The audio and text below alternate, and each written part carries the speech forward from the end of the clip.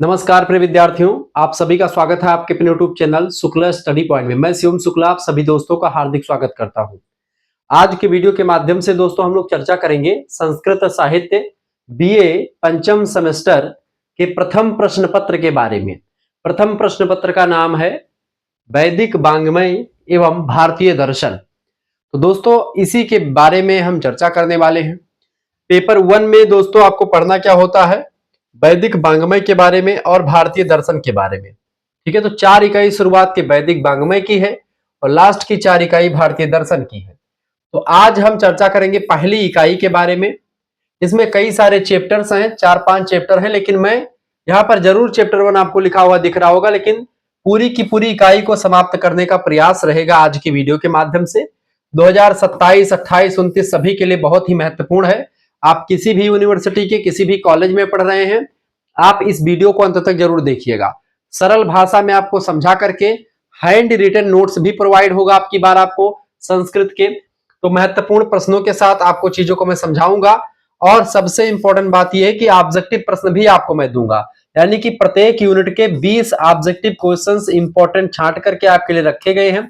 वह भी आपको इसी वीडियो के अंत तक बता दिया जाएगा, यानी कि जैसे वीडियो खत्म होगा नीचे मतलब कि उसमें जो है वो भी रख दिया गया है, क्या नाम है, आंसर शीट भी उसकी है और ऑब्जेक्टिव प्रश्न भी है, सब कुछ है। और हैंड रिटन नोट्स है, अभी नोट्स आप देखेंगे खुद ही लालायित होंगे और पूछेंगे गुरुजी नोट्स कैसे आपका प्राप्त करें। अब आइए चर्चा करने का प्रयास करते हैं कि आखिरकार आपको इकाई संख्या 1 के अंतर्गत क्या पढ़ना है और किस तरीके से मैं आपको बताऊंगा। सरल भाषा में सरल विधि से आपको चीजों को समझाने का प्रयास रहेगा। बोर्ड पर दोस्तों आपको दिखाई पड़ रहा होगा स्पष्ट तौर पर वैदिक वाङ्मय का सामान्य परिचय, ये इकाई संख्या 1 में आपको पढ़ना पड़ता है। ठीक है, अब इन चीज को आप थोड़ा सा विस्तार से चीजों को मैं आपको बताऊंगा, बहुत ही सरल भाषा में समझाने का प्रयास रहेगा। वैदिक वाङ्मय का परिचय और महत्व, ठीक है, आपको स्पष्ट दिख रहा होगा, यहाँ पर बोर्ड पर स्पष्ट दिख रहा है दोस्तों, बिल्कुल दिख रहा होगा। ठीक है, चले अब यहां पर समझे। सबसे पहली बात है वैदिक वाङ्मय क्या होता है, इसको हम समझते हैं। वैदिक वाङ्मय का अर्थ हेडिंग डालेंगे, लिखेंगे जिस साहित्य की रचना वैदिक काल में वैदिक ऋषियों के द्वारा की गई उसे वैदिक वाङ्मय कहा जाता है। यह साहित्य मुख्यतया 4 भागों में बटा हुआ है, 4 वर्गों में या 4 भागों में, कुछ भी कहें, ठीक है, कह सकते हैं। तो ये 4 वर्गों में विभाजित है। पहला है संहिता। संहिता दोस्तों जो वेद होते हैं उन्हीं को संहिता कहा जाता है। फिर इन्हीं वेदों के कुछ ग्रंथ होते हैं ब्राह्मण ग्रंथ, तो ब्राह्मण ग्रंथ होता है दूसरा। तीसरा होता है आरण्यक और चौथा होता है उपनिषद। ठीक है, ये होते हैं दोस्तों 4 प्रमुख चीजें। अच्छा, इसी में वेदों के अध्ययन के लिए 6 चीजों की जरूरत पड़ती है, उनको वेदांग कहते हैं। तो वेदांग शिक्षा, कल्प, निरुक्त, ज्योतिष, व्याकरण, ये सब वेदांग होते हैं। तो वेद के 6 अंग होते हैं जो वेद को पढ़ने या वेद की ऋचाओं को, वेद की जो चीजें होती हैं उसके जो सूक्त होते हैं उनको समझने के लिए, उनको जानने के लिए वेदांगों की आवश्यकता पड़ती है। वेदांगों की संख्या 6 है, उपनिषदों की बड़ी सारी संख्या है, बहुत सारे ब्राह्मण ग्रंथ है, आरण्यक भी बहुत सारे हैं। ठीक है, आरण्य माने जंगल, यानी जंगल में रह करके जो ग्रंथ लिखे जाते थे उनको आरण्यक भी कहते थे। ठीक है, संहिता दोस्तों वेद था। सबसे प्राचीन जो है ग्रंथ में ऋग्वेद आता है, ऋग्वेद, यजुर्वेद, ऋग्वेद संहिता, यजुर्वेद संहिता, सामवेद संहिता और अथर्ववेद संहिता, ये 4 संहिता होती हैं। ठीक है, उसी से रिलेटेड आपके ब्राह्मण ग्रंथ होते हैं, यानी इन सभी चीजों को हम चर्चा करने वाले हैं। तो पूरा वैदिक वाङ्मय में 4 प्रकार, और ये आपका अगला 6वां जो वेदांग है उसको मतलब उसके बारे में भी हम चर्चा कर लेंगे। वैदिक साहित्य की संक्षिप्त परिभाषा अगर देखें तो वेदे सह संबंधित समस्त साहित्य, यानी वेद से संबंधित समस्त साहित्य वैदिक साहित्य कहलाता है। अब वैदिक साहित्य कहो चाहे वैदिक वाङ्मय कहो, बात एक ही है। संस्कृत में वाङ्मय कह सकते हैं उसी को। ठीक है, वैदिक वाङ्मय की जो प्रमुख विशेषताएं हैं उसकी अगर बात की जाए तो हेडिंग डालेंगे वैदिक वाङ्मय की विशेषताएं। ठीक है, लिखेंगे सबसे पहली बात है यह मानव जाति का प्राचीनतम और सर्वप्रथम व्यवस्थित साहित्य है जो वैदिक वाङ्मय है। इसकी रचना अपौरुषीय मानी जाती है। अपौरुषीय का मतलब होता है यानी वेदों को किसी पुरुष के द्वारा नहीं लिखा गया, ना ही बनाया गया। वेदों की रचना किसने करी है दोस्तों? वेदों की रचना ब्रह्मा जी के द्वारा करी गई है, देवताओं के द्वारा करी गई है। इसको अपौरुषीय कहा जाता है, नहीं कि किसी पुरुष, यानी इसको मनुष्यों ने नहीं बल्कि देवताओं के द्वारा इसको जो है बताया गया है, वेदों की ऋचाओं को पढ़ा गया है। ठीक है, वेद ये होते हैं। वेदों की अगर बात की दोस्तों तो वेद जो होते हैं ये हमारे लिए बहुत ही उपयोगी होते हैं और बहुत ही आसान तरीके से आप इनको नहीं समझ पाते हैं। ये कठिन भी होते हैं, लेकिन अगर इनको पढ़ने के लिए अगर आपको जानना है तो आपको वेदांगों का सहारा लेना पड़ता है। अब एक चीज यहाँ पर समझनी है, आ माने नहीं, पौरुष माने पुरुष, यानी किसी पुरुष के द्वारा, एक व्यक्ति के द्वारा नहीं लिखा गया है। कई सारे जो है देवताओं के द्वारा ऋषियों को बताए जाते थे मंत्र, और चूंकि तब लिपि का विकास नहीं हुआ था, जब वेदों की रचना हुई दोस्तों तब लिपि का विकास नहीं हुआ था, लिपि का विकास नहीं हुआ था। लिपि का मतलब क्या होता है दोस्तों? लिपि का विकास नहीं हुआ था। लिपि माने लिखने की कला। जब वेदों की रचना हुई लिपि का विकास नहीं हुआ था। जैसे कि ये देवनागरी में लिखा हुआ है, जैसे अत्यंत, प्राचीन, शुद्ध, ये सब देवनागरी में लिखा हुआ है। लिखने की कला का विकास नहीं हुआ था तब जब वेदों की रचना शुरू हुई। तो देवताओं के द्वारा ऋषि मुनियों को श्लोक या कुछ ऋचाएं, कुछ जो है सूक्त बताए जाते थे। वो ऋषि अपने शिष्यों को बताते थे, उनके शिष्य उनके अपने शिष्यों को बताते थे। इस तरीके से श्रुति परंपरा में वैदिक संहिता आगे बढ़ती गई। यानी कि श्रुति परंपरा, श्रुति माने सुन सुन करके याद करते गए। 10 सूक्त, मतलब कि जैसे कुछ ऋचाएं इन्होंने पढ़ ली, कुछ श्लोक इनको याद हो गया, ऐसे ऐसे करके एक पीढ़ी से दूसरी पीढ़ी में सुन सुन करके, याद कर कर करके वेदों को आगे बढ़ाया गया। और जब लिपि का विकास हुआ तो इसको लिपिबद्ध किया गया। उसमें दोस्तों उसके बाद में वेदों का संकलन करता किसको कहा जाता है? महर्षि कृष्ण द्वैपायन वेद व्यास साहब को, जिन्होंने महाभारत नाम के सबसे विशाल ग्रंथ दुनिया के, उसके महान काव्य की रचना करी, महाभारत, जिसमें 18 पर्व हैं, बहुत सारे पर्व हैं उसमें। ठीक है, तो चीजों को हम समझेंगे तो यही चीज है। अच्छा, इसमें ऋग्वेद संहिता में ज्ञान, कर्म, उपासना, दर्शन, इन सभी का संगम आपको मिलता है और अद्भुत संगम दिखाई पड़ता है। इसकी भाषा संस्कृत है, यानी कि संस्कृत भाषा में वेदों को लिखा गया है। ठीक है, संस्कृत भाषा में वेदों को लिखा गया है और इसकी भाषा भी संस्कृत है और लिपि भी जो संस्कृत की लिपि है, चाहे देवनागरी चाहे ब्राह्मी, उसमें लिखा गया था। ठीक है, अब दोस्तों अगर बात की जाए तो भाषाओं में मुख्य है, मधुर है। भाषा सुमुख्या मधुरा दिव्या गीर्वाण भारती और तस्या ही मधुरम काव्यम तस्मादयपि सुभाषितम। भाषाओं में मुख्य मधुर, भाषा मुख्या मधुरा दिव्या, दिव्य भाषा, देवताओं की भाषा, भाषाओं में मुख्य है। भाषा मुख्या मधुरा यानी मधुर है, भाषाओं में मुख्य है। दिव्या, दिव्य यानी कि देवताओं की भाषा है। दिव्या गीर्वाण भारती, ये एक प्रकार से अन्य भाषाओं की जननी है। ठीक है, गीर्वाण भारती तस्या ही मधुरम काव्यम, जिसमें वर्णित मधुर मधुर काव्य इसमें है। तस्या ही मधुरम काव्यम तस्मादयपि सुभाषितम, और इसको पढ़ने में बड़ा मजा आता है, आनंद की अनुभूति होती है। ये है संस्कृत भाषा। अगली विशेषता है वैदिक वाङ्मय की, यह साहित्य हमारे धर्म, हमारी संस्कृति, हमारे दर्शन, हमारे विज्ञान और समाज व्यवस्था की मूल नींव है। क्योंकि जब हम धर्म की बात करते तो सबसे पहले धार्मिक उल्लेख वेदों में मिलते हैं। तमाम प्रकार के देवताओं के मंत्र, आज भी जब हम पंडित जी हमारे घर पर पूजा करवाने आते हैं हम लोगों के यहाँ पर, तो स्वस्ति वाचन ही पढ़ते हैं, शुरुआत में वैदिक मंत्रों का उल्लेख ही करते हैं।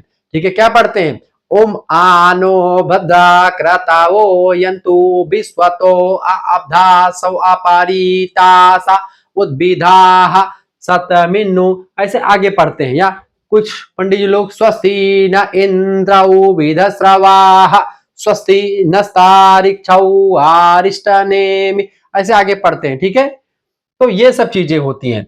तो दोस्तों ये पूरी चीजें जो है कहीं ना कहीं पे हमारा साहित्य जो है सबसे पुराना जो है वो वैदिक संहिता ही रही है, जिससे हमको धर्म, संस्कृति, दर्शन, विज्ञान, समाज की व्यवस्था, चूंकि वैदिक समाज के बारे में हमको जानकारी वेदों से मिलती है। ठीक है, 4 आश्रम, 4 आश्रमों की जानकारी, 4 वर्णों की, 4 वर्ण की वर्ण व्यवस्था की भी बात पुरुष सूक्त में ऋग्वेद की गई है। इसमें श्लोक है ब्रह्मणो अस्य मुखमासीदा बाहुरजन्य कृतः उरु तदस्य दवश्याः पदभ्याम शूद्रो अजायतः। ब्राह्मण की उत्पत्ति उस विराट पुरुष के मुखमंडल से हुई, भुजाओं से क्षत्रियों की उत्पत्ति, उरु माने जंघा से वैश्य की उत्पत्ति, और पैरों से शूद्र की उत्पत्ति मानी जाती है दोस्तों। ठीक है, तो समाज व्यवस्था का उल्लेख भी वेदों में ही मिलता है पहली बार। यहाँ तक कि देवताओं का उत्पत्ति कैसे हुई वो भी उन्हीं जो है वेदों में बताया गया। कैसे कि उस विराट पुरुष के चंद्रमा मनसौ जातः, यानी चंद्रमा की उत्पत्ति मन से हुई है। चंद्रमा मनसो जातः चक्षु सूर्यो अजायतः, चक्षु यानी आंखों से किसकी उत्पत्ति हुई? सूर्य की उत्पत्ति हुई दोस्तों। चक्षु सूर्यो अजायतः, ठीक है। ऐसे ही आप देखते हैं आगे चल करके तमाम सारे श्लोक हैं, उस पर चर्चा करेंगे, बड़ा लंबा समय निकल जाएगा। तो इस तरीके से ऋग्वेद में तमाम प्रकार के देवी देवताओं का उल्लेख, तमाम प्रकार की नदियों का उल्लेख, ठीक है, और सब कुछ आपको जो है आपको तमाम जो है नदी की मतलब सप्तद्वीपा वसुंधरा पृथ्वी के साथ द्वीप का वर्णन किया गया है। सप्त सिंधु प्रदेश का वर्णन आपको वेदों में मिल जाएगा। मतलब कि बहुत सारी जानकारी विज्ञान को लेकर के आप देखेंगे, तमाम प्रकार की जानकारी, दर्शन से जानकारी, संस्कृति, धर्म, सभी के बारे में बढ़िया जानकारी मिलती है। यहाँ तक कि आप देखते हैं अथर्ववेद में दोस्तों आयुर्वेद की जानकारी, कौन से औषधि का उपयोग किस इलाज में करते हैं, सब जानकारी आपको मिल जाती है। टोना टटका सब कुछ जानकारी मिल जाती है। तो ये सब चीजें वैदिक वांग्मय की विशेषताओं में शामिल हो सकती है। आगे लिखेंगे भारतीय संस्कृति में वैदिक वांग्मय का क्या महत्व है? दोस्तों बड़ा महत्व है। जैसे पहली बात, वैदिक वांग्मय भारतीय संस्कृति की क्या है? नींव है, आधारशिला है। बिना वैदिक संस्कृति के, बिना मतलब बिना वैदिक साहित्य के, वैदिक वांग्मय के भारतीय संस्कृति अधूरी ही नहीं बल्कि खोखली नजर आएगी। दोस्तों ये बात ध्यान रखेंगे। यह धर्म, नैतिकता, सत्य, रीत, ऋग्, दान, तप, ब्रह्मचर्य, इन सभी मूल्यों को स्थापित करता है कौन? वैदिक वांग्मय। इसके अलावा भारतीय दर्शन की सभी प्रमुख दर्शनों की जड़ें जो होती हैं कहां पर निहित हैं? वेदों और उपनिषदों में से ही तमाम जो 6 दर्शन हमारे आए हैं, 60 दर्शन, वो सब वेदों और उपनिषदों से ही निकले हैं। आज भी हमारे अनेक संस्कार, जैसे 16 संस्कार जो होते हैं वो गृह सूत्रों में जो वर्णित हैं, चाहे पुंसवन हो, गर्भाधान हो, या फिर आपका चौल मुंडन संस्कार हो, विवाह संस्कार हो, चूड़ाकर्ण यज्ञोपवीत, उपनयन संस्कार से लेकर के समावर्तन, कोई भी संस्कार हो, अंत्येष्टि हो, सभी में आप देखते हैं कहीं ना कहीं वेदों में जो उल्लेख है उसके आधार पर ही किया जाता है। आज आप विवाह करते, विवाह के श्लोक भी वेदों से ही कुछ मात्रा में लिए गए हैं, ठीक है। पूजा पद्धतियां, अनुष्ठान वैदिक वांग्मय पर ही आधारित है। आप देखते हैं जैसे कि साम वेद से संगीत लिया गया है, ठीक है। वहीं ऋग्वेद से आप देखते हैं मंत्रों का उल्लेख मिलता है। और आप देखते हैं यजुर्वेद से जैसे यज्ञ की वेदी कैसे बनवानी है, कर्म कांड का पूरा जानकारी सब वहां से मिल जाता है। तो आज वैदिक वेदों पर ही डिपेंडेंट है हमारा जो कर्म कांड है या जो भी चीजें हैं। अब हम वैदिक वांग्मय के प्रमुख वर्गों को देखेंगे दोस्तों। इसमें आपके प्रमुख वैसे तो 4 है लेकिन 5 को हम देख लेंगे। देखिए, संहिता सबसे पहला आता है, वेदों के मंत्रों का संग्रह को संहिता कहते हैं। इसमें 4 संहिता आती है, ऋग्वेद, यजुर्वेद, सामवेद और अथर्ववेद। दूसरे है ब्राह्मण ग्रंथ। ब्राह्मण ग्रंथ की अगर बात की दोस्तों तो ब्राह्मण ग्रंथ यज्ञ कर्मों की विधि और अर्थ का वर्णन करता है कि यज्ञ को कैसे किया जाएगा और उसका क्या अर्थ निकलेगा, सारी जानकारी इसमें लिखी है। आरेणक तीसरा होता है, आरेणक वन में रह करके अध्ययन योग्य ग्रंथ जो होता है उसको आरेणक कहा जाता है। जब आपका वानप्रस्थ आश्रम आता है उस आश्रम में कर्म कांड से ज्ञान कांड की ओर संक्रमण को दोस्तों आरेणक ग्रंथों के द्वारा ही होता है। जब आप कर्म कांड से ज्ञान कांड की ओर संक्रमण करते बढ़ते हैं तो उसी में आरेणक आपको ग्रंथ जो है अध्ययन करना होता है। उपनिषदों की अगर बात की दोस्तों तो ब्रह्म, विद्या, आत्मा, मोक्ष आदि का दार्शनिक विवेचन जो है उपनिषदों में किया गया है। इन्हीं उपनिषदों से बाद में दर्शनों की उत्पत्ति होती है, ठीक है। 5वें में आप देखते हैं वेदांग। वेदांग जो होते हैं दोस्तों वेदों के अध्ययन के सहायक 6 अंग होते हैं। पहला है दोस्तों शिक्षा, दूसरा है कल्प, तीसरा है व्याकरण, चौथा है निरुक्त, ठीक है, 5वां है छंद और छठा है ज्योतिष। इन 6 की मदद से ही आप वेदों की ऋचाओं को, वेदों के श्लोकों को पढ़ सकते हैं, जान सकते हैं, समझ सकते हैं। अगर इन 6 चीजों को आपको नहीं पढ़ना है तो आप वेदों को बहुत जल्दी समझ नहीं पाएंगे। बिना इनके वेदों को फोड़ पाना दैट इज इम्पॉसिबल, संभव नहीं है। अब यहाँ पर दोस्तों आप ये समझ लीजिए, आप हमारे चैनल शुक्ला एचडी पॉइंट पर यह वीडियो देख रहे हैं, लेकिन हमारा 2 चैनल और है। एक का नाम है को-करिकुलर मास्टर, इसको आप सब्सक्राइब कर लीजिएगा। यहाँ पर आपके analytic ability and digital awareness जो को-करिकुलर की परीक्षा होती है उसकी बेहतर तैयारी करवाई जाती है। साथ ही साथ में दोस्तों एक दूसरा चैनल है बीए करेकर, इसको भी आप सब्सक्राइब कर लीजिएगा। इस तरीके से आप नई चीजों को देखा। अब हम आपको बताएंगे किस तरीके से आप इन चीजों का पीडीएफ पूरा प्राप्त कर सकते हैं। सारी जानकारी पूरा मैं आपको बताने का प्रयास करूंगा। ऐसी तमाम सारी पीडीएफ आपको मिलती रहेगी। हर एक यूनिट की पीडीएफ की व्यवस्था करने का पूरा कोशिश रहेगा हमारा।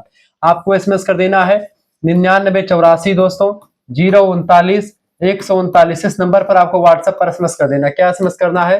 आपको अपना नाम एसएमएस कर देना है, अपनी यूनिवर्सिटी का नाम एसएमएस कर देना है, अपने सब्जेक्ट के नेम और आपके सेमेस्टर में अपने सेमेस्टर का नाम लेकर के भेज देना है। जैसे कि आप मान लेते 5th सेमेस्टर में है तो आप लिख करके भेज दीजिए गुरुजी हम 5th सेमेस्टर में है और जोड़ दीजिए हमको 5th सेमेस्टर वाले ग्रुप में, ठीक है। तो 5th सेमेस्टर का फीस दोस्तों कितना रखा गया है, मात्र और मात्र 100 रुपए रखा गया। जैसे आप व्हाट्सएप पर एसएमएस करेंगे आपके पास एक क्यूआर कोड स्कैनर भेजा जाएगा, उसी क्यूआर कोड स्कैनर पर आपको 100 रुपए फीस जमा कर देने हैं, या फिर जैसे आप जमा करेंगे आपको व्हाट्सएप ग्रुप से जोड़ दिया जाएगा, वहीं पर आपको जो है पीडीएफ नोट सभी सब्जेक्ट का आपको मिल जाएगा। संस्कृत के साथ आपका हिंदी है, मान लेते संस्कृत के दोनों पेपर, और आपका संस्कृत हो गया, जियोग्राफी हो गया, पॉलिटिकल साइंस है, हिस्ट्री है, हिंदी है, जो भी सब्जेक्ट होगा आपका जो मैं पढ़ाता हूँ सब मिल जाएगा आपको। मात्र 100 रुपए फीस में आपके दो पेपर ये और 2 पेपर दूसरे सब्जेक्ट के, 4 पेपर की ये तैयारी पूरी हो जाएगी, और एक को करिकुलर वाला, करिकुलर मिलाकर के आपके टोटल दोस्तों 5 पेपर की तैयारी हो जाएगी।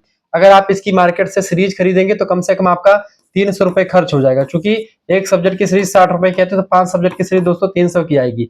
ये 300 आपका नहीं खर्च करना, केवल 100 रुपए में आपको चीजें मिल जाएंगी। अच्छा, एक ऑफर और आपके लिए चल रहा है, अगर आप जो है दोस्तों 5th एंड 6th का इकट्ठा फीस जमा करते हैं तो आपके लिए ऑफर ये है कि आप इकट्ठा फीस जमा करते हैं तो 5th सेमेस्टर का फीस 100 रुपए लगता है, 6th सेमेस्टर का भी फीस 100 रुपए है, लेकिन इकट्ठा फीस जमा करने पर आपके लिए 200 रुपए ना लग करके केवल और केवल 150 रुपए आपकी फीस लगेगी, यानी 150 रुपए फीस में पूरा एक साल 5th सेमेस्टर भी पढ़िए और 6th सेमेस्टर भी आप व्हाट्सएप ग्रुप से जुड़े रहें, तो ये आपके लिए फायदेमंद है। तो आप तुरंत 150 रुपए फीस जमा करके 5th एंड 6th आप एसएमएस कीजिएगा गुरुजी मुझे 5वां और 6वां दोनों सेमेस्टर का फीस जमा करना है, 150 रुपए में आपको हो जाएगा। ये फीस आप खुद भी जमा कर सकते हैं, कोई दूसरा भी आपके घर का जमा कर सकता है, आपका रिलेशन का कोई जमा कर सकता है, मतलब कि जो जिससे आप जमा करवाना चाहे जमा कर सकता है, कोई इश्यू की बात, कोई दिक्कत की बात नहीं, आराम से जमा कीजिए। फीस आपको ग्रुप में जोड़ दिया जाएगा, गर्ल्स ग्रुप बॉयज ग्रुप अलग अलग है, कोई दिक्कत की बात नहीं है, सब कुछ यहाँ पर बारीकी के साथ मिलेगा आपको। तो ये दोस्तों हो गया आपका कैसे आपको पीडीएफ प्राप्त करना, सभी यूनिट के पीडीएफ आपको मिलेंगे और सब कुछ ऐसे ही आपको किस तरीके से बढ़िया तरीके से चार्ट के रूप में आपको समझाने का प्रयास रहेगा। वैदिक वांग्मय दोस्तों अत्यंत विशाल है, वैविध्य और प्रयोजन की दृष्टि से इसको हम 4 प्रकार से बांटते हैं। अगर वेदांगों को शामिल करेंगे तो 5 हो जाएगा, लेकिन अगर वैसे देखेंगे तो 4 हो जाएगा, लेकिन हम उसको वेदांग को भी शामिल करेंगे। तो 4 मुख्य भाग दोस्तों जो चतुष्टय है, 4 मुख्य भाग है, संहिता, ब्राह्मण, आरण्यक और उपनिषद, ये 4 मुख्य भाग हैं। इन चारों को मिलाकर के वैदिक वांग्मय का चतुष्टय इसी को कहा जाता है, ठीक है। बाकी रहे वेदांग, दूसरी चीज वेदांग, वेदांग को इसलिए हमने शामिल किया क्योंकि वेदों की रक्षा, वेदों का अध्ययन, वेदों की समझ और प्रयोग के लिए जो सहायक शास्त्र या विज्ञान होता है उसी को वेदांग कहा जाता है, क्योंकि वेदों को समझने के लिए, वेदों की रक्षा करने के लिए, वेदों के सही समझ के लिए, उसके प्रयोग के लिए जिस शास्त्र या विज्ञान की आवश्यकता पड़ी उसका नाम वेदांग है। वेदांगों की संख्या 6 होती है, उन चीजों को हम इसलिए पढ़ेंगे, ठीक है, वैदिक वांग्मय में, क्योंकि बिना उनके वेदों को पढ़ पाना उतना जो है सरल काम नहीं होता है। वैदिक वांग्मय की आंतरिक प्रगति यानी विकास क्रम कैसे हुआ, पहले संहिता यानी कि जो वैदिक मंत्र है वो आए, वैदिक मंत्र से फिर दोस्तों ब्राह्मण ग्रंथ जो कर्मकांड की पद्धति है वो बनी, फिर उसके बाद में आरण्यक आए यानी कि चिंतन और मनन की स्थिति आई जंगल वाले, और फिर उसके बाद उपनिषद यानी ज्ञान कांड आया। तो यानी कि मंत्रों से लेकर के ज्ञान कांड तक की पूरी कहानी जो है दोस्तों आज की वीडियो के माध्यम से मैं बयां करने वाला हूं, किस तरीके से वेदों के मंत्रों ने, किस तरीके से ज्ञान जो है उससे निकला वेदों के मंत्रों से। तो वेद के मंत्र से फिर पहले कर्मकांड हुआ वैदिक मंत्रों से, फिर उसी मंत्रों पर मनन चिंतन हुआ, फिर उससे निकला ज्ञान, हमारा नॉलेज सामने आया। यह क्रम बाह्य यज्ञीय कर्म से आंतरिक आध्यात्मिक ज्ञान की ओर की उन्नति को दर्शाता है। अब हम यहाँ पर एक चीजों को विस्तार से जानने का प्रयास करेंगे, ठीक है। यहाँ पर वैदिक वांग्मय का अगर चार्ट के रूप में आप अध्ययन करना चाहें तो आप देख सकते हैं, जैसे वैदिक वांग्मय ये लिखा हुआ है, देखिए संहिता मंत्र, ठीक है, ब्राह्मण कर्मकांड, ब्राह्मण ग्रंथों में आरण्यक में मनन होता है, चिंतन होता है, और फिर उसके अंदर उपनिषद में ज्ञान आता है सामने। इस तरीके से आप वैदिक वांग्मय के इर्द गिर्द चारों विषय जो है घूमते रहते हैं आपके, ठीक है। संहिता क्या है, वेदों के मंत्रों का संग्रह को संहिता कहते हैं। ब्राह्मण क्या है, ब्राह्मण ग्रंथ मंत्रों के प्रयोग कैसे होने हैं, यज्ञ की क्या विधि है, कर्मकांड तथा प्रतीकों की व्याख्या करना, ये सब ब्राह्मण ग्रंथों में लिखा हुआ है, ठीक है। आरण्यक क्या है, वन में रह करके मनन चिंतन हेतु जो रचित ग्रंथ होता है कि वन में कोई व्यक्ति रहता है उसके लिए क्या अध्ययन करे वो, तो वो होते हैं आरण्यक ग्रंथ। उपनिषद दार्शनिक ग्रंथ हैं जिनमें ब्रह्म विद्या, आत्मा क्या है, संसार के बारे में, मोक्ष कैसे मिलेगा, इन सभी के बारे में बढ़िया जानकारी उपनिषदों में मिलती है, ठीक है। वेदांग क्या होते हैं, वेदों के अध्ययन के लिए सहायक होते हैं, जैसे शास्त्र में जैसे शास्त्र जैसे होते हैं सहायक, जैसे शिक्षा, कल्प, व्याकरण, निरुक्त, छंद, ज्योतिष से 6 वेदांगों की रचना करी जो कि रक्षा करते हैं। चारों परस्पर पूरक है, वेद वांग्मय की समग्रता को पूर्ण करते हैं। इस तरीके से चीजें हो गई। अब समझते हैं संहिता साहित्य क्या है। अब वेदों वाले पोर्शन को थोड़ा सा और विस्तार से जानने का प्रयास करते हैं। संहिता साहित्य को हम समझते हैं दोस्तों। संहिता साहित्य क्या है, ठीक है, समझने का प्रयास कीजिए। संहिता साहित्य हेडिंग डालेंगे और लिखने का प्रयास आप ना करें, क्योंकि आपको पीडीएफ मिल जाएगा, तो पीडीएफ आपके पास जाएगा ही। देखिए संहिता का अर्थ क्या होता है। संहिता धातु संग धन ही धन कत से मिल करके बना हुआ है, ठीक है, जिसका मतलब होता है साथ में रखा हुआ। साथ में रखा हुआ संहिता का मतलब होता है, या इसी को अगर शॉर्ट फॉर्म में एक शब्द में कहना चाहें तो संहिता को संग्रह भी कह सकते हैं। मंत्रों का संग्रह। परिभाषा, वेदों के मंत्र भाग को संहिता कहा जाता है। जो वेदों में तमाम सारे मंत्र हैं उन्हीं को संहिता कहा जाता है। संहिता साहित्य की प्रमुख विशेषताओं की अगर बात की जाए तो लिखेंगे दोस्तों। पहली विशेषता, संहिताएं वेदों का मूल मंत्र भाग होते हैं। इसमें देवताओं की स्तुति, प्रार्थना, उपासना तथा यज्ञ संबंधी जो मंत्र होते हैं वो संकलित किए जाते हैं। मैंने आपको पढ़ करके सुना था स्वस्ति वाचन जैसे, तो वो देवताओं की प्रार्थना का मंत्र है। किसी भी पूजा में सबसे पहले स्वस्ति वाचन ही पढ़ा जाता है कि स्वस्ति न इंद्रो विधस्रवः स्वस्ति नः पूषा विश्ववेदाः स्वस्ति नस्तारिक्षो अरिष्टनेमि स्वस्ति नो बृहस्पति दधातु प्रगदस्वा मरुतः प्रसन्नमात्रः शुभम यावानो वितथेषु जगमयः अग्निर्जिह्वा मनमा सुरचसो विश्वेनो देवा अवसागमन्निहं भद्रं कर्णेभिः श्रूयाम देवाः भद्रं स्मार्भियत् यन्त्रः स्थिरैरंग अस्तुष्टभागुंगसस्तनो विवर्सेमहि देवहितं विद्यायुस्तमिन्दु शब्दोऽन्त देवाः यत्रा न शक्राजर सन्तनु नाम पुत्रा सुतपितरो भवन्ति मानो मधियारी त्रिकतायुगर्गन्तौ। ऐसे आगे चल करके ये मंत्र पूरा लिखा हुआ है।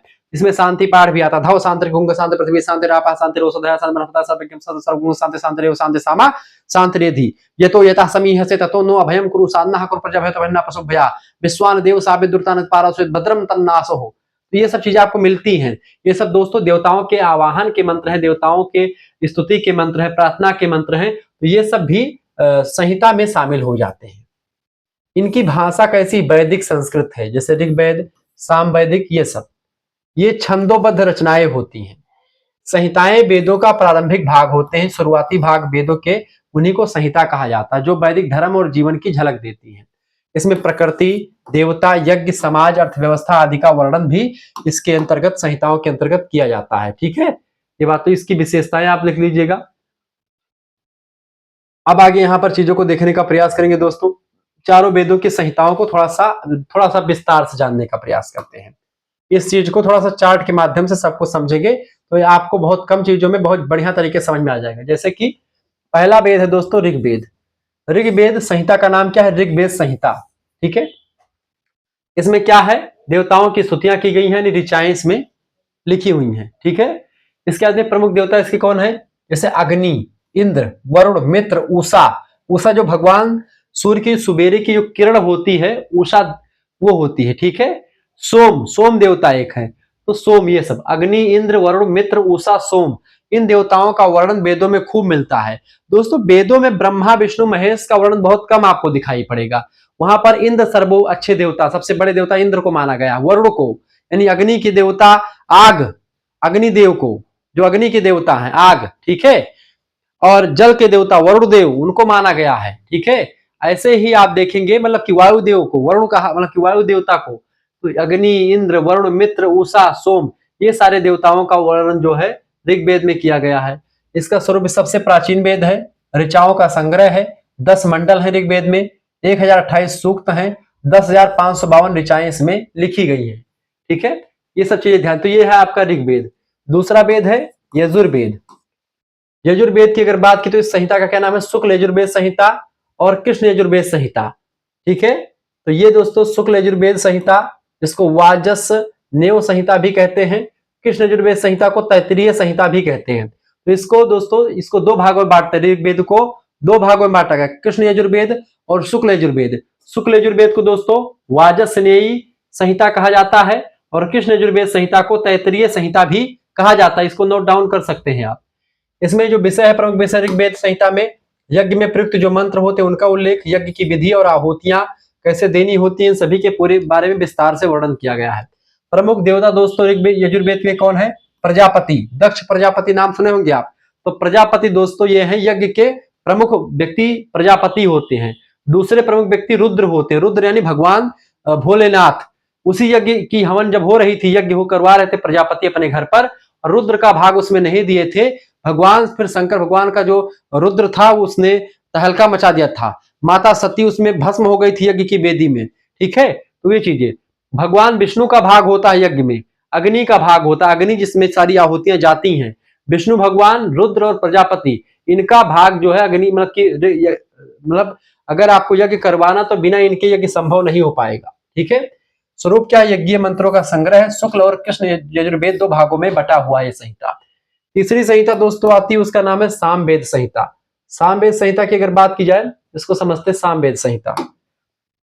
तीसरा है सामवेद संहिता कहा जाता है इसको, गाने योग्य मंत्रों का संग्रह इसमें किया गया है। इसके देवता की अगर बात की जाए तो अग्नि, इंद्र, सोम, ये सब देवता इसमें शामिल किए गए हैं। ऋग्वेद की ऋचाओं को संगीतबद्ध किया गया। ऋग्वेद की जो ऋचाएं हैं, ठीक है, 10,000 से ऊपर, उनको एक प्रकार से गीत, मतलब गाने के योग्य बनाया गया है। मुख्यतः उपासना में गान के लिए, यानी कि उपासना करते समय अगर गायन में उपासना करनी है तो ऋग्वेद के जो मंत्र हैं उनको गाने के लिए तैयार किया गया इसमें सामवेद में। ठीक है, और ये सामवेद जो है ये संगीत शास्त्र का जनक है भारतीय। चौथा संहिता है अथर्ववेद संहिता। अथर्ववेद संहिता की अगर बात करें तो इसमें प्रार्थना, शांति के मंत्र, औषधि के बारे में, औषधि का उपयोग कैसे करना है, ठीक है, गृहस्थ जीवन के बारे में तमाम जानकारी, राजधर्म, अभिचार, ऐसे तमाम प्रकार के जादू टोना टटका से लेकर के तमाम प्रकार के अथर्ववेद से रिलेटेड तमाम सारी जानकारी इसमें आपको मिलती है, मतलब कि आयुर्वेद की जानकारी भी मिलती है। अग्नि, पृथ्वी, वायु और ब्रह्मा, ये देवता जो है इसके प्रमुख देवता हैं। लोक जीवन से अधिक संबंधित वेद है ये। 20 कांड है, 730 सूक्त है, लगभग 6000 से अधिक मंत्र इसमें वर्णित किए गए हैं। ये रहा दोस्तों चारों संहिताओं का वर्णन जो मैंने आपको बताया। महत्वपूर्ण तथ्य यह है कि चारों वेद अनादि और अपौरुषीय माने गए। अनादि मतलब कि प्राचीन है, सबसे पुराने हैं, और बिना मतलब ये पुरुषों के द्वारा नहीं लिखे गए, यानी कि ये देवताओं से निर्मित है। संहिता साहित्य वैदिक धर्म की जड़ होती है। संहिताओं में मानव जीवन के 4 पुरुषार्थ, खास करके धर्म, अर्थ, काम और मोक्ष की भावना निहित होती है। ऋग्वेद को वेदों का प्रथम कहा जाता है। ऋग्वेदों को वेदों में प्रथम माना जाता है। पहला वेद कौन सा? ऋग्वेद। सबसे प्राचीन वेद कौन सा? ऋग्वेद। सामवेद को गीतमय वेद कहा जाता है, संगीत शास्त्र का जनक भी कहा जाता है। इस तरीके से आपने चीजों को ऋग्वेद संहिता को समझा। अब हम समझते हैं ऋग्वेद संहिता, मतलब संहिताओं के बाद में, संहिताओं के जो 4 भाग होते वैदिक वाग्मय में, संहिता के बाद में आता है ब्राह्मण ग्रंथ। अब ब्राह्मण ग्रंथ की अगर बात की दोस्तों, तो ब्राह्मण ग्रंथ क्या होते हैं, इनको हम जानने का प्रयास करते हैं। ब्राह्मण ग्रंथ दोस्तों, ब्राह्मण ग्रंथ का अर्थ होता है ब्रह्मा जनात इति ब्राह्मणम, यानी जो ब्रह्म यानी वेद के मंत्रों का ज्ञान कराते हैं वे ब्राह्मण ग्रंथ कहलाते हैं। ठीक है, यानी क्या होते हैं? ब्रह्म जानात इति ब्राह्मणम, यानी जो ब्रह्म माने वेद के मंत्रों का जो ज्ञानी होता है, ठीक है, उसका ज्ञान कराते हैं वे ब्राह्मण कहलाते हैं, और जो कराने वाले ग्रंथ होते हैं उनको ब्राह्मण ग्रंथ कहते हैं। परिभाषा लिखेंगे, ब्राह्मण ग्रंथ वैदिक वाङ्मय के कर्मकांड प्रधान ग्रंथ होते हैं, जिसमें कर्मकांड की पूरी विधियां लिखी रहती है, जिसमें वेदों के मंत्रों का विस्तार पूर्वक अर्थ लिखा रहता है, यज्ञों की कराने की विधि लिखी रहती है, यज्ञ कैसे, कौन सा यज्ञ कैसे करवाना है, पूरी विधि लिखी है इसमें, देवताओं की स्तुति के मंत्र लिखे हैं, उनके दार्शनिक संकेत भी मिले हुए, यानी कि कोई भी चीज क्यों करी जाती है, इसके पीछे का जो फिलोसॉफी है वो क्या है, दर्शन क्या है, वो भी उसमें आपको ब्राह्मण ग्रंथों में मिल जाता है। ब्राह्मण ग्रंथ भी बहुत सारे एकदम से फैक्ट पर आधारित हैं। लोग बस इसको ऐसे बोलते हैं कि ऐसा नहीं ऐसा है, लेकिन अगर सही से चीजों को पढ़ा जाए तो बहुत ही वैज्ञानिक विधि से चीजें करी गई हैं। जो सनातन धर्म है इसमें बहुत सारी वैज्ञानिकता है, चाहे वेदों को उठा करके देखेंगे, ब्राह्मण ग्रंथों को देखेंगे, उपनिषदों को देखेंगे, बहुत सारी तथ्यपूर्ण जानकारी है, और उस चीज पर अगर रिसर्च की जाए तो बढ़िया जानकारी मिलेगी। उद्देश्य इसका यह है कि यज्ञ कर्मों की विधि बताना, मंत्रों का अर्थ समझाना लोगों को, कर्म कांड को व्यवस्थित रूप देना, ताकि कर्म कांड कोई करे तो कैसे करना है, किसी भी मंत्र का अर्थ क्या है, और यज्ञ कर्म की विधि क्या है, कैसे करना होता, सारी जानकारी ब्राह्मण ग्रंथों में बताई गई है। अब ब्राह्मण साहित्य की विशेषताओं पर हम फोकस करेंगे। ब्राह्मण साहित्य की प्रमुख विशेषताएं लिखेंगे दोस्तों। पहली विशेषता है ब्राह्मण साहित्य की विशेषताओं में, यह वैदिक वाङ्मय का द्वितीय प्रमुख हिस्सा होता है। ठीक है, वैदिक वाङ्मय का पहला हिस्सा क्या है? संहिता है, जो मंत्र होते हैं। दूसरी विशेषता, इनका मुख्य विषय क्या होता है? यज्ञ, अनुष्ठान और कर्मकांड करना है तो पूरी जानकारी आपको ब्राह्मण ग्रंथों में मिलेगी। तीसरी बात, मंत्रों की व्याख्या की गई है, मंत्रों का अर्थ क्या होगा, पूरी जानकारी इसमें बताई गई है। उनका प्रयोग कैसे किया जाता है, इसका पूरा विवरण मंत्रों के बारे में लिखा गया है। चौथी विशेषता है ब्राह्मण साहित्य की भाषा वैदिक संस्कृत यानी गद्यात्मक भाषा का प्रयोग किया गया है। पांचवी विशेषता, इन ग्रंथों में इतिहास, पुराण, आख्यान और दार्शनिक विचारों के बीच भी आपको मिलते हुए दिखाई पड़ते हैं। इसके अलावा छठी विशेषता है ब्राह्मण साहित्य की कि यह ग्रंथ समाज, धर्म, राजनीति, अर्थव्यवस्था आदि के अध्ययन के लिए महत्वपूर्ण स्रोत के रूप में माने जाते हैं। यानी कि अगर आपको समाज, धर्म, राजनीति, अर्थव्यवस्था इन सभी के बारे में अध्ययन करना है तो अगर आप ब्राह्मण ग्रंथों को पढ़ेंगे तो बढ़िया तरीके से जानकारी आपको प्राप्त होती है। अब अगला हमसे ब्राह्मण ग्रंथों की विषय वस्तु को समझते हैं। इसके अंतर्गत क्या क्या चीजें आप पढ़ते हैं, क्या क्या चीजें आप जान पाते हैं। देखिए, इसकी विषय वस्तु में विभिन्न यज्ञों की उत्पत्ति कैसे हुई, यानी कि जो तमाम प्रकार के यज्ञ, जैसे राजसूय यज्ञ, ठीक है, अश्वमेध यज्ञ, जो भी यज्ञ किए जाते हैं उसके पीछे के लॉजिक को समझना बहुत जरूरी होता है, यानी कि ये क्यों किए जाते हैं और यज्ञ कितने प्रकार के होते हैं, यज्ञ कराने की कौन से यज्ञ की किस प्रकार की विधि होती है, सारी जानकारी इसमें बताई जाती है। यज्ञ में प्रयुक्त सामग्री क्या क्या, कौन कौन से सामग्री लगेगी, कौन कौन से उपकरण लगेंगे और कौन कौन से मंत्रों का प्रयोग किस प्रकार के यज्ञ में, कौन से प्रकार के मंत्र, कौन सी सामग्री लगेगी, पूरी डिटेलिंग जानकारी इसमें ली गई है। इसके अलावा देवताओं की स्तुति, उनके महत्व, यानी कि कोई स्तुति, अगर कोई मंत्र पढ़ा जा रहा है तो वो मंत्र क्यों पढ़ा जा रहा है, उसके पीछे का क्या लॉजिक है, ये सब भी ब्राह्मण ग्रंथों में लिखा होता है। ठीक है। इसके अलावा यज्ञों के फल, यानी कि अगर आप कौन सा यज्ञ करेंगे तो उसका कौन सा फल मिलेगा, ये भी मेंशन है। और उनके प्रतीकात्मक अर्थ, यानी कि हर एक यज्ञ का अर्थ भी लिखा गया है। ब्रह्मांड, सृष्टि, ऋतुओं, काल, पुराण की कथाएं सब आपको इसमें मिल जाएंगी। ब्राह्मण ग्रंथों में ब्रह्मांड की उत्पत्ति कैसे हुई, सृष्टि कैसे बनी, ऋतु कितनी होती है, समय, पुराण की कथाएं, सब कुछ आपको दिखाई पड़ती हैं। जैसे यज्ञों के प्रकार में राजसूय यज्ञ, अश्वमेध यज्ञ, वाजपेयी यज्ञ, इन सभी, ये सब तीनों महायज्ञ होते हैं। इन महायज्ञों का विस्तृत वर्णन किया गया है। कौन से ऋषि किस पर क्या क्या काम करेंगे, होता होंगे, कौन से ऋतिज होंगे, सब कुछ जानकारी आपको वेदों में मिल जाती है। वेदों से छूटता हुआ तो वो ब्राह्मण ग्रंथों में पूरी डिटेल से जानकारी चीजों को मिल जाती है। तो ब्राह्मण ग्रंथों की विषय वस्तु आपने देखी। अब ब्राह्मण ग्रंथ का नाम देखिए और उसकी रचयिता, परंपरा, मुख्य विषय वस्तु को थोड़ा समझने का प्रयास कीजिए। देखिए, प्रमुख ब्राह्मण ग्रंथ हेडिंग डालेंगे, लिखेंगे वेदों के नाम। जैसे पहला ऋग्वेदों से ही ब्राह्मण ग्रंथ बने हैं, तो ऋग्वेद के ब्राह्मण ग्रंथ कौन से हैं? ऋग्वेद का दोस्तों एकमात्र ब्राह्मण ग्रंथ है। वैसे और तमाम सारे हैं, लेकिन इसमें से सबसे इंपॉर्टेंट है, दो मान सकते हैं इसमें। देखिए, ऋग्वेद से ब्राह्मण ग्रंथ ऐतरीय ब्राह्मण ग्रंथ दोस्तों सबसे प्राचीन ब्राह्मण ग्रंथ माना जाता है। और ये दोस्तों ऐतरीय ब्राह्मण ऋग्वेद से संबंधित है। और इसका नाम क्या है? ऐतरीय आरण्यक भी इसको कहते हैं, ऐतरीय ब्राह्मण ग्रंथ को। इसको, इसके रचयिता जो रहे हैं और परंपरा में देखें तो ये महिदास ऐतरेय परंपरा से संबंधित है। ठीक है।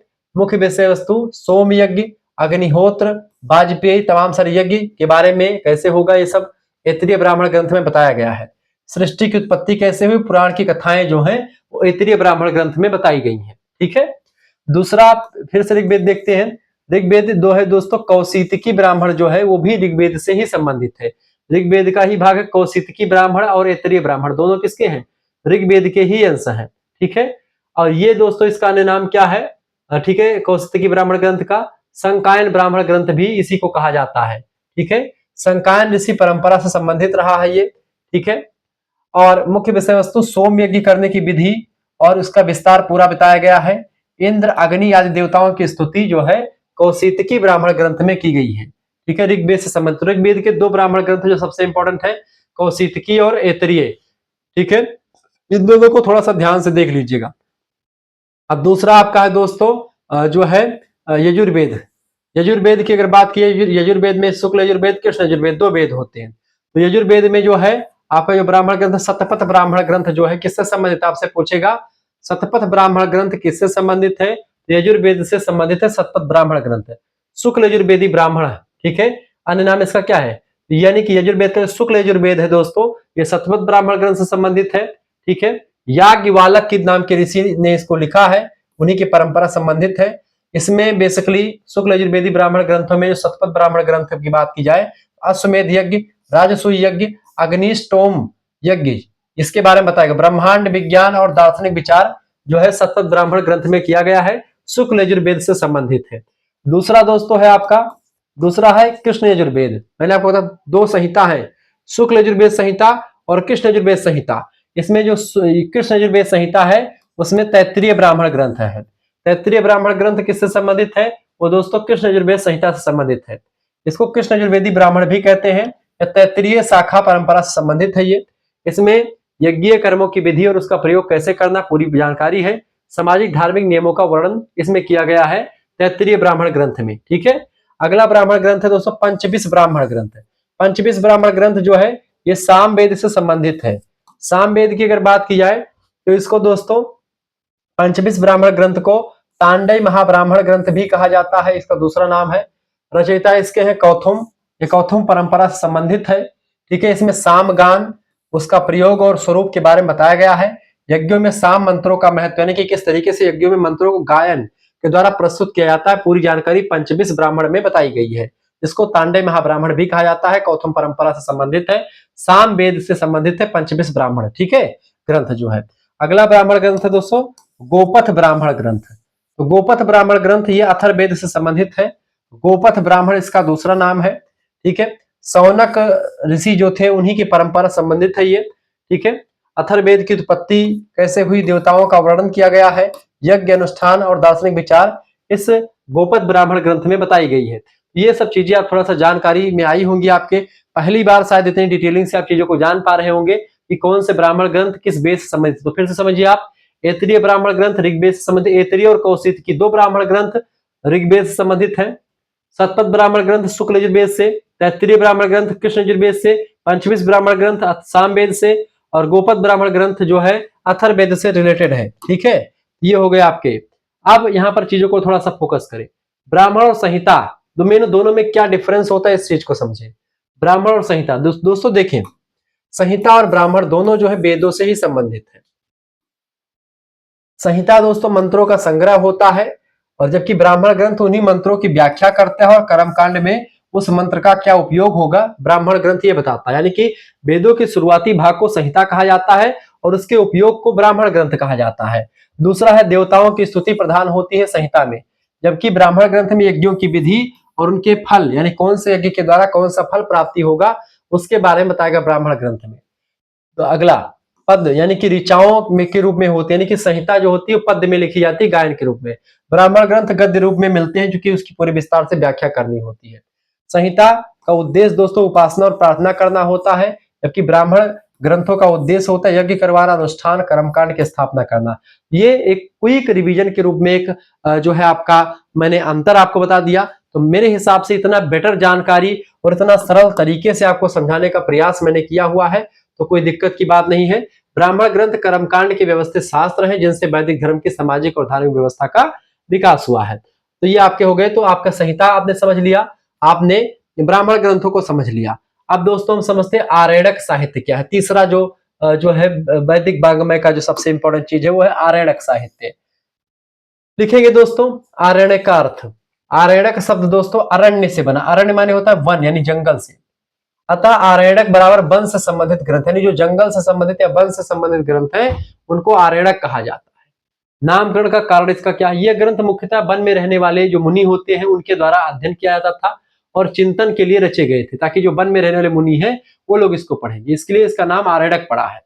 परिभाषा इसकी लिखेंगे, ब्राह्मण ग्रंथों और उपनिषदों के बीच का जो साहित्य है जिसमें कर्म से ज्ञान की ओर अग्रसर होने का मार्ग बताया गया है उसे आरेणक साहित्य कहा जाता है।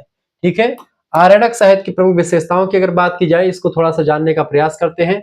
आरेणक साहित्य की प्रमुख विशेषताएं लिखेंगे। पहली विशेषता, ये ब्राह्मण साहित्य और उपनिषदों के बीच की कड़ी का काम करते हैं। चूंकि आप देखते हैं जब ब्राह्मण साहित्य आ गया, ब्राह्मण साहित्य के बाद में आरेणक साहित्य आया और आरेणक के बाद में उपनिषद आएगा, यानी उपनिषद जो एकदम से ज्ञान की भरपूर भंडार है इसमें उपनिषदों में, और ब्राह्मण साहित्य में यज्ञ की पूरे विधान और उसकी पूरी व्याख्या है। उसी के बीच में आता आरेणक साहित्य जो जंगल में रहने वाले ऋषि मुनि है उनके पढ़ने के लिए बनाया गया, इसीलिए कहा गया कि ब्राह्मण साहित्य और उपनिषदों के बीच की कड़ी का काम करता है आरेणक साहित्य। दूसरी विशेषता लिखेंगे, इनका अध्ययन वन में होने के कारण से इनको आरेणक कहा जाता है। तीसरी बात, इनमें यज्ञ कर्म की गूढ़ व्याख्या और प्रतीकात्मक अर्थ दिए गए हैं, यानी कि ब्राह्मण ग्रंथों से एक कदम थोड़ा सा और आगे लेकर होकर के इसकी गूढ़ व्याख्या करी गई है। ठीक है, और उसमें मनन चिंतन किया गया है कि किसी यज्ञ के नियमों पर, उनकी विधियों पर, ठीक है, मंत्रों के चीजों पर, उस पर गहन चिंतन की बात होती है। बाह्य कर्मकांड से आंतरिक चिंतन, यानी कि जो बाह्य कर्मकांड होता है जैसे यज्ञ वगैरह जो करता है उससे उसको करने से आंतरिक चिंतन, मतलब कि उसको करना तो होगा ब्राह्मण ग्रंथ में हो जाता है, लेकिन उसके बाद में आंतरिक चिंतन जो होता है उसके बाद में आंतरिक चिंतन और ध्यान की ओर संक्रमण इसका मुख्य उद्देश्य होता है। कि आपने बाहरी कर्मकांड तो कर ही रहे हैं, लेकिन अपने आत्म की जागृति करना, आत्मा को समझना, तपस्या करना, बैठ करके ध्यान करना, मनन करना, चिंतन करना किसी चीज को लेकर के, वो सिखाता है आर्यड़क आपका। जंगल में ऋषि मुनि बैठकर तपस्या करते थे, वो आर्यड़क वाले हैं। इन ग्रंथों में जैसे उपासना, ध्यान करना, प्राणी वायु को रोकना, वायु को संतुलित करना, ओंकार आदि विषयों की चर्चा इसमें मिलती है। ये साधक को ब्रह्म विद्या की तैयारी कराते हैं। ठीक है, ये बात आप ध्यान। तो ये हो गया आर्यड़क साहित्य की प्रमुख विशेषताएं। अगले है आर्यड़क साहित्य का उद्देश्य। ये क्या है दोस्तों? आर्यड़क साहित्य पहला उद्देश्य यज्ञों के दार्शनिक और प्रतीकात्मक अर्थ को जानने के लिए आर्यड़क लिखे गए, ताकि यज्ञों के दार्शनिक यानी फिलोसॉफी क्या है इसके पीछे की, क्या लॉजिक है इसको करने का। साधक को ब्रह्म बाह्य कर्मों से आंतरिक साधना की ओर प्रेरित करना। जैसे कोई व्यक्ति कर्मकांड कर चुका, उसके बाद में वो अब आंतरिक साधना करनी, ताकि अपना उसका मन पवित्र हो, उसकी स्व पवित्र हो, आत्मा पवित्र हो, उसके लिए होता है आर्यड़क साहित्य। जैसे मन इंद्रिय आपकी बस में हो, प्राण ब्रह्म के संबंध को समझना, आत्मा परमात्मा के ज्ञान को जानना, उपनिषदों में प्रतिपादित ब्रह्म विद्या की भूमि तैयार करना। कि उपनिषद है दोस्तों, उसकी पृष्ठभूमि, उसकी जो नींव है, वो कहीं ना कहीं पे आर्यड़क ग्रंथों में दिखाई पड़ती है। आर्यड़क ग्रंथों में कर्म की अपेक्षा चिंतन पर, ध्यान पर, उपासना पर और ज्ञान की प्रधानता पर ज्यादा फोकस किया गया, इसीलिए इन्हें वन का दार्शनिक साहित्य भी कहा जाता है। ये बात भी ध्यान रखेंगे। अब प्रमुख जो आर्यड़क ग्रंथ है उनकी अगर बात की जाए तो यहाँ पर आप देखने का प्रयास कीजिए।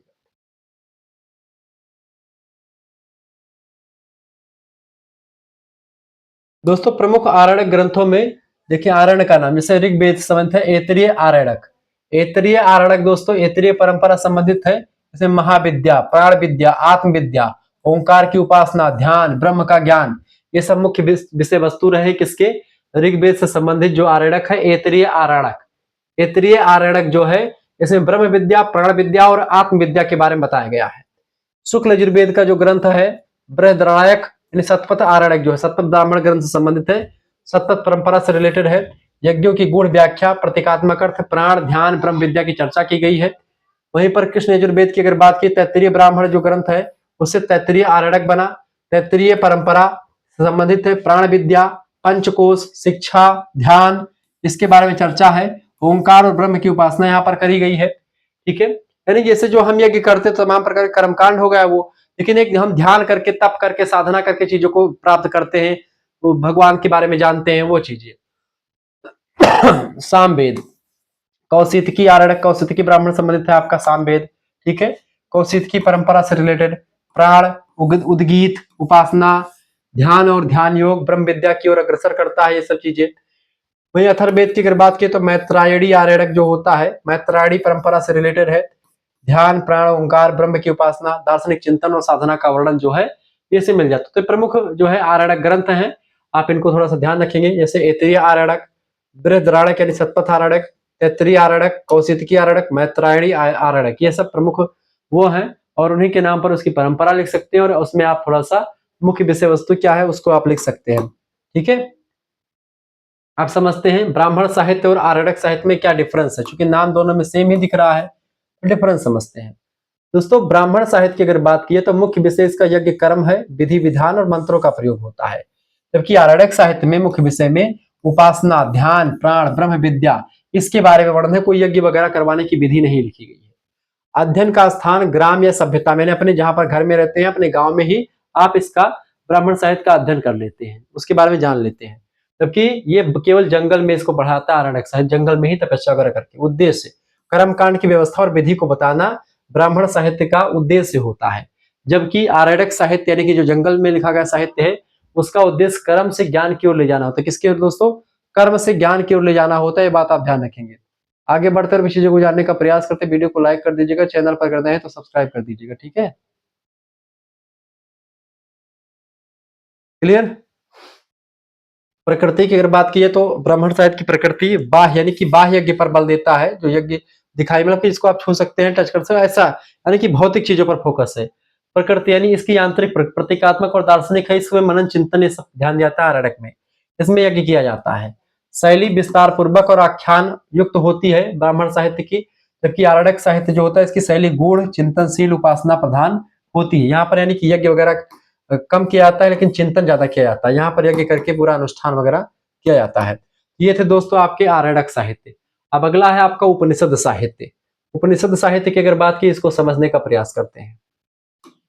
उपनिषद शब्द की व्युत्पत्ति कैसे? उप धन निह धन सद बराबर उपनिषद। उप माने होता है निकट, नि माने विशेष रूप से, सद माने होता बैठना, यानी ज्ञान प्राप्त करने के लिए किसी के समीप बैठना उपनिषद कहलाता है। उपनिषद का अर्थ क्या है? गुरु के निकट बैठ करके गूढ़ ज्ञान प्राप्त करने को उपनिषद कहा जाता है। ठीक है। उपनिषद का अर्थ है, उपनिषद वह साहित्य है जो ब्रह्म विद्या, आत्मविद्या और मोक्ष के ज्ञान का उपदेश देता है। अभी तक इन पर ब्रह्म विद्या, आत्मविद्या और मोक्ष पर हम जंगल में तपस्या करते थे, उसके बारे में चिंतन करते थे। उसी चिंतन से एक कदम आगे बढ़ करके हम अब पहुंचते हैं उपनिषदों पर। उपनिषद हमको ज्ञान को बताते हैं कि क्या चीजें होती हैं। उपनिषद वे ग्रंथ हैं जो वेदों के अंतिम भाग में स्थित हैं और जिनमें परम सत्य का ज्ञान, ब्रह्म क्या है, आत्मा क्या है, संसार क्या है, कर्म क्या है और मोक्ष क्या है, कर्म कैसे करेंगे जिससे मोक्ष होगा, इन सभी तत्वों का गूढ़ और दार्शनिक विवेचन किया गया है। तर्क के साथ चीजों की व्याख्या करी गई है। ये होते हैं उपनिषद। उपनिषदों का मुख्य उद्देश्य मनुष्य को अज्ञान से ज्ञान की ओर ले जाना। जो मनुष्य अज्ञानता से युक्त है उसको ज्ञान की ज्वाला दिखाना, बंधन से मुक्ति की ओर ले जाना, मृत्यु से अमृतत्व की ओर ले जाना, यानी कि ये अच्छाई से बुराई की ओर ले जाना, ये होता है इसका उद्देश्य। जो व्यक्ति अज्ञानी है उसको ज्ञान देना, जो बंधिक है उसको मुक्ति दिलवाना, जो मृत्यु से डर रहा है उसको अमृतत्व के बारे में बताना। तो ये चीजें इसमें बताती है। उपनिषदों की प्रमुख विशेषताओं की अगर बात की दोस्तों, तो इसमें कर्मकांड की अपेक्षा ज्ञान कांड का अधिक महत्व होता है। इसमें कर्मकांड पे उतना फोकस नहीं बल्कि ज्ञान कांड पर फोकस किया जाता है। जानकारी, ये आत्मा और ब्रह्म की एकता की शिक्षा देते हैं। क्या कहा जाता है? तत्त्वमसि अहम ब्रह्मसि, अहम ब्रह्मासि, तत्त्वमसि अहम ब्रह्मासि। ठीक है, ये कहता है। इसमें मोक्ष, पुनर्जन्म, कर्म, संसार, माया, ईश्वर, इन सभी का गहन विवेचन है। यानी कि मोक्ष किसे कहते हैं? आवागमन के बंधन से मुक्त हो जाना, दोबारा 84 लाख योनियों में ना आना, पृथ्वी पर दोबारा जन्म ना लेना मोक्ष कहलाता है। पुनर्जन्म यानी अगर आपने अच्छा कर्म नहीं किया आपको दोबारा जन्म मिलता है। क्यों दोबारा जन्म मिलता है? जब आप मृत्यु के समय जब पहुंचते हैं, आपका मन जिसमें लगा रहता है उसी योनि में आप दोबारा भ्रमण कर, मतलब उसी योनि में आप चले जाते हैं। आपके, क्योंकि मनुष्य अनंत इच्छाओं का स्वामी है, आपकी इच्छाएं असीमित हैं और उसी इच्छाओं की पूर्ति करने को काम कहा जाता है। अर्थ कहा जाता है रुपया कमाने को, पैसा कमाने को, क्योंकि पैसा कमाएंगे तभी इच्छाओं की पूर्ति होगी। धर्म में बताए हुए मार्ग पर चल करके आप पैसा कमाइए और उस पैसे का अपनी इच्छाओं की पूर्ति करने पर लगाइए। अपने जीवन की समस्त इच्छाओं को कंप्लीट कीजिए ताकि आपको मोक्ष की प्राप्ति हो जाए। ये 4 पुरुषार्थ होते हैं। पूरी जानकारी इसमें आपको मिल जाती है उपनिषदों में। कर्म क्या है, संसार क्या है, माया किसे कहते हैं, ईश्वर क्या है, सबके बारे में उपनिषदों में जानकारी मिलती है। भाषा सरल है, दार्शनिक है और गूढ़ भाषा है। एक विद्वानों की भाषा उपनिषदों में की गई है। इसमें तर्क, अनुभव, आत्मानुभूति, इस पर बल दिया गया है। दोस्तों यही नहीं, अभी और सुनिए। उपनिषद के मुख्य तत्व की अगर बात की तो इसमें कई सारे तत्व हैं, जिनमें से यहाँ पर मैंने चार्ट के रूप में आपको तत्व बना करके रखा। ब्रह्म के बारे में डिटेल से जानकारी, आत्मा क्या है, ब्रह्म क्या है, आत्मा और ब्रह्म के बीच के क्या संबंध होते हैं, ये सब उपनिषदों में बताए गए हैं। जीव और ब्रह्म की एकता, यानी कि किस तरीके से जीव और ब्रह्म, यानी कि ब्रह्म जो है उसी ब्रह्म से, जैसे परमात्मा ब्रह्म है, आत्मा जीव है, तो परमात्मा एक बड़ा वृक्ष है, उसी का एक पत्ता मान कर चलो या एक डाली, एक पत्ता मान कर चलो कि वो चीजें आई हैं। ये पत्ता आत्मा है और वो पेड़ जो है परमात्मा है, ऐसा समझ सकते हैं। यानी कि एक बड़ी परमात्मा, यानी बहुत बड़ी आत्मा, उसी के छोटे छोटे अंश हम लोग हैं जो आत्मा के रूप में आए हैं। यह आत्मा उस परम सत्ता से आकर के हमारे पास आई है, ये उसी परम सत्ता में विलीन हो जाए, उसी को मोक्ष कहा जाता है। यानी जहां से आई वहीं चली जाना मोक्ष की प्राप्ति होता है। तो इन सभी के बारे में गहन विवेचन किया गया है। संसार और माया, माया महा ठगिन हम जानी, कबीरदास भी कहते हैं। ठीक है, और ये माया, संसार रूपी माया जो है, ये माया है, प्रभु की माया है, इसी में हम भटकते रहते हैं। ठीक है, इस बारे में पूरी डिटेल से जानकारी दी गई है। कर्म और पुनर्जन्म, यानी कर्म प्रधान विश्व करी राखा, जो जस करहि तस फल चखा। आपके कर्म डिसाइड करते हैं आपका अगला जन्म क्या होगा। मोक्ष यानी मुक्ति, विद्या और अविद्या, क्योंकि विद्या से अविद्या का नाश होता। तो क्या है ये सारी चीजें, इन सभी तत्वों पर ही उपनिषद फोकस करता है। ब्रह्म, आत्मा, जीव और ब्रह्म की एकता, संसार और माया, कर्म और पुनर्जन्म, मोक्ष और विद्या और अविद्या, इन्हीं टॉपिक्स पर फोकस करता है उपनिषद। सारे उपनिषदों में इसी बारे में बताया गया है। अब दोस्तों उपनिषदों का उद्देश्य और शिक्षाओं की अगर बात की जाए तो इसको थोड़ा सा समझने का प्रयास करते हैं। उद्देश्य क्या है? तो ब्रह्म का ज्ञान पहला उद्देश्य। शिक्षाएं इससे क्या मिलती है? ब्रह्म ही समस्त जगत का कारण और आधार है, यानी ब्रह्म के द्वारा ही संसार का निर्माण होता है और वही जो होता है उसी के द्वारा जो है उसी वही कारण है, वही विनाश का भी करता है। यानी कि सत्यम ज्ञानम अनंतम ब्रह्म, यानी तैत्तरीय उपनिषद में लिखा गया है कि सत्यम ज्ञानम अनंत ब्रह्म, यानी अगर आपको सत्य का ज्ञान करना है तो ब्रह्म का ज्ञान जरूरी है। आत्मा का ज्ञान, आत्मा अजर अमर और अविनाशी है, नित्य है, शुद्ध है, बुद्ध स्वरूप है। ठीक है, यानी अयम आत्मा ब्रह्म, यानी मंडूक उपनिषद में लिखा गया है, यानी आत्मा अजर अमर और अविनाशी है। भगवत गीता में भी आप इसको पढ़ते हैं कि नैनम छिदन्ति शस्त्राणि नैनम दहति पावका न चैनम क्लेदयन्त यापौ न शोषयति मारुतः। नैन माने आत्मा, नैनम छिदन्त शस्त्राणि, नैन यानी आत्मा को शस्त्रों के द्वारा भेदा नहीं जा सकता। नैनम दहति पावका, यानी कि ये अग्नि के द्वारा जलाए नहीं जा सकती आत्मा। नैनम छिदन शस्त्राणि नैनम दहति पावका न चैनम क्लेदयन्ति यापौ न शोषयति मारुतः, ना तो इसको मारुतों के द्वारा जल के द्वारा इसको डुबोया जा सकता है जल में, ना ही वायु के द्वारा इसको उड़ाया जा सकता सुखात। मतलब कि आत्मा अजर अमर, और अजर यानी कि मरने वाली नहीं है। अजर माने ना बुढ़ी होगी, अमर माने मरेगी नहीं, यानी अविनाशी, इसका विनाश भी नहीं होगा। बस एक रूप से दूसरी रूप में आत्मा कन्वर्ट हो जाती है। ये सारी जानकारी आपको उपनिषदों के माध्यम से मिल जाती है। आगे देखें, जीव ब्रह्म की एकता के बारे में बताया गया है। जीवात्मा और परमात्मा में कोई भेद नहीं है। तत्वमसी छंदयोग उपनिषद में लिखा गया है, अहम ब्रह्मासी बृहदारण्यक उपनिषद में लिखा गया है, यानी अहम ब्रह्मासी तत्वमसी, यानी ये आप देखेंगे यानी कि जो जीवात्मा है वही परमात्मा का अंश है। जीवात्मा यानी आत्मा ही परमात्मा है। आत्मा परमात्मा का एक छोटा सा अंश है जो कि कुछ ही समय के लिए इस माया रूपी संसार में आया है। इसको एक दिन उसी परमात्मा में मिल जाना है। यही मेन सार है पूरे के पूरे दर्शन का, सभी चीजों का। ठीक है, ज्यादा भटकने की जरूरत नहीं है। अब इसी माया में जो व्यक्ति ठग गया है, माया में, वो इसी जंजाल में पड़ा रहता है। भैया हमारा लड़का हुआ, ये हमारे मेहरारू हुए, ये हमारे बप्पा हुए, ये हमारा अम्मा हुए, यही फंसा है व्यक्ति। लेकिन जो अम्मा बप्पा आपका परमात्मा है वो वैसा अम्मा बप्पा आपको कहीं पर नहीं मिलेगा। यानी कि अगर दर्शन के हिसाब से समझे, उपनिषदों के हिसाब से समझे, यानी आपका निर्माण करता वह परमात्मा है, किसी का अंश आप हैं। बस आप यहां पर अपना किरदार निभाने के लिए इस पृथ्वी पर आए हैं, इस माया रूपी संसार में आप आए हैं। इसी माया रूपी संसार को समझना और इसको समझ करके इससे बाहर निकलना, ये एक मनुष्य का लास्ट कर्तव्य होता है। मनुष्य के जीवन की लास्ट इच्छा होती है कि इस माया रूपी संसार में दोबारा ना आया जाए। जो व्यक्ति ये करने में सफल होता है उसी को मोक्ष मिलती है। माया को समझ जाना, मोह जो है से विलीन हो जाना, क्योंकि मोह सकल व्याधिन के मूला, तुलसीदास जी भी कहते हैं कि मोह सकल व्याधिन के मूला, सकल माने सभी, मोह सारे व्याधियों की जड़ होती है। अगर मोह नहीं है तो किसी प्रकार का कोई कष्ट आपको नहीं हरा पाएगा।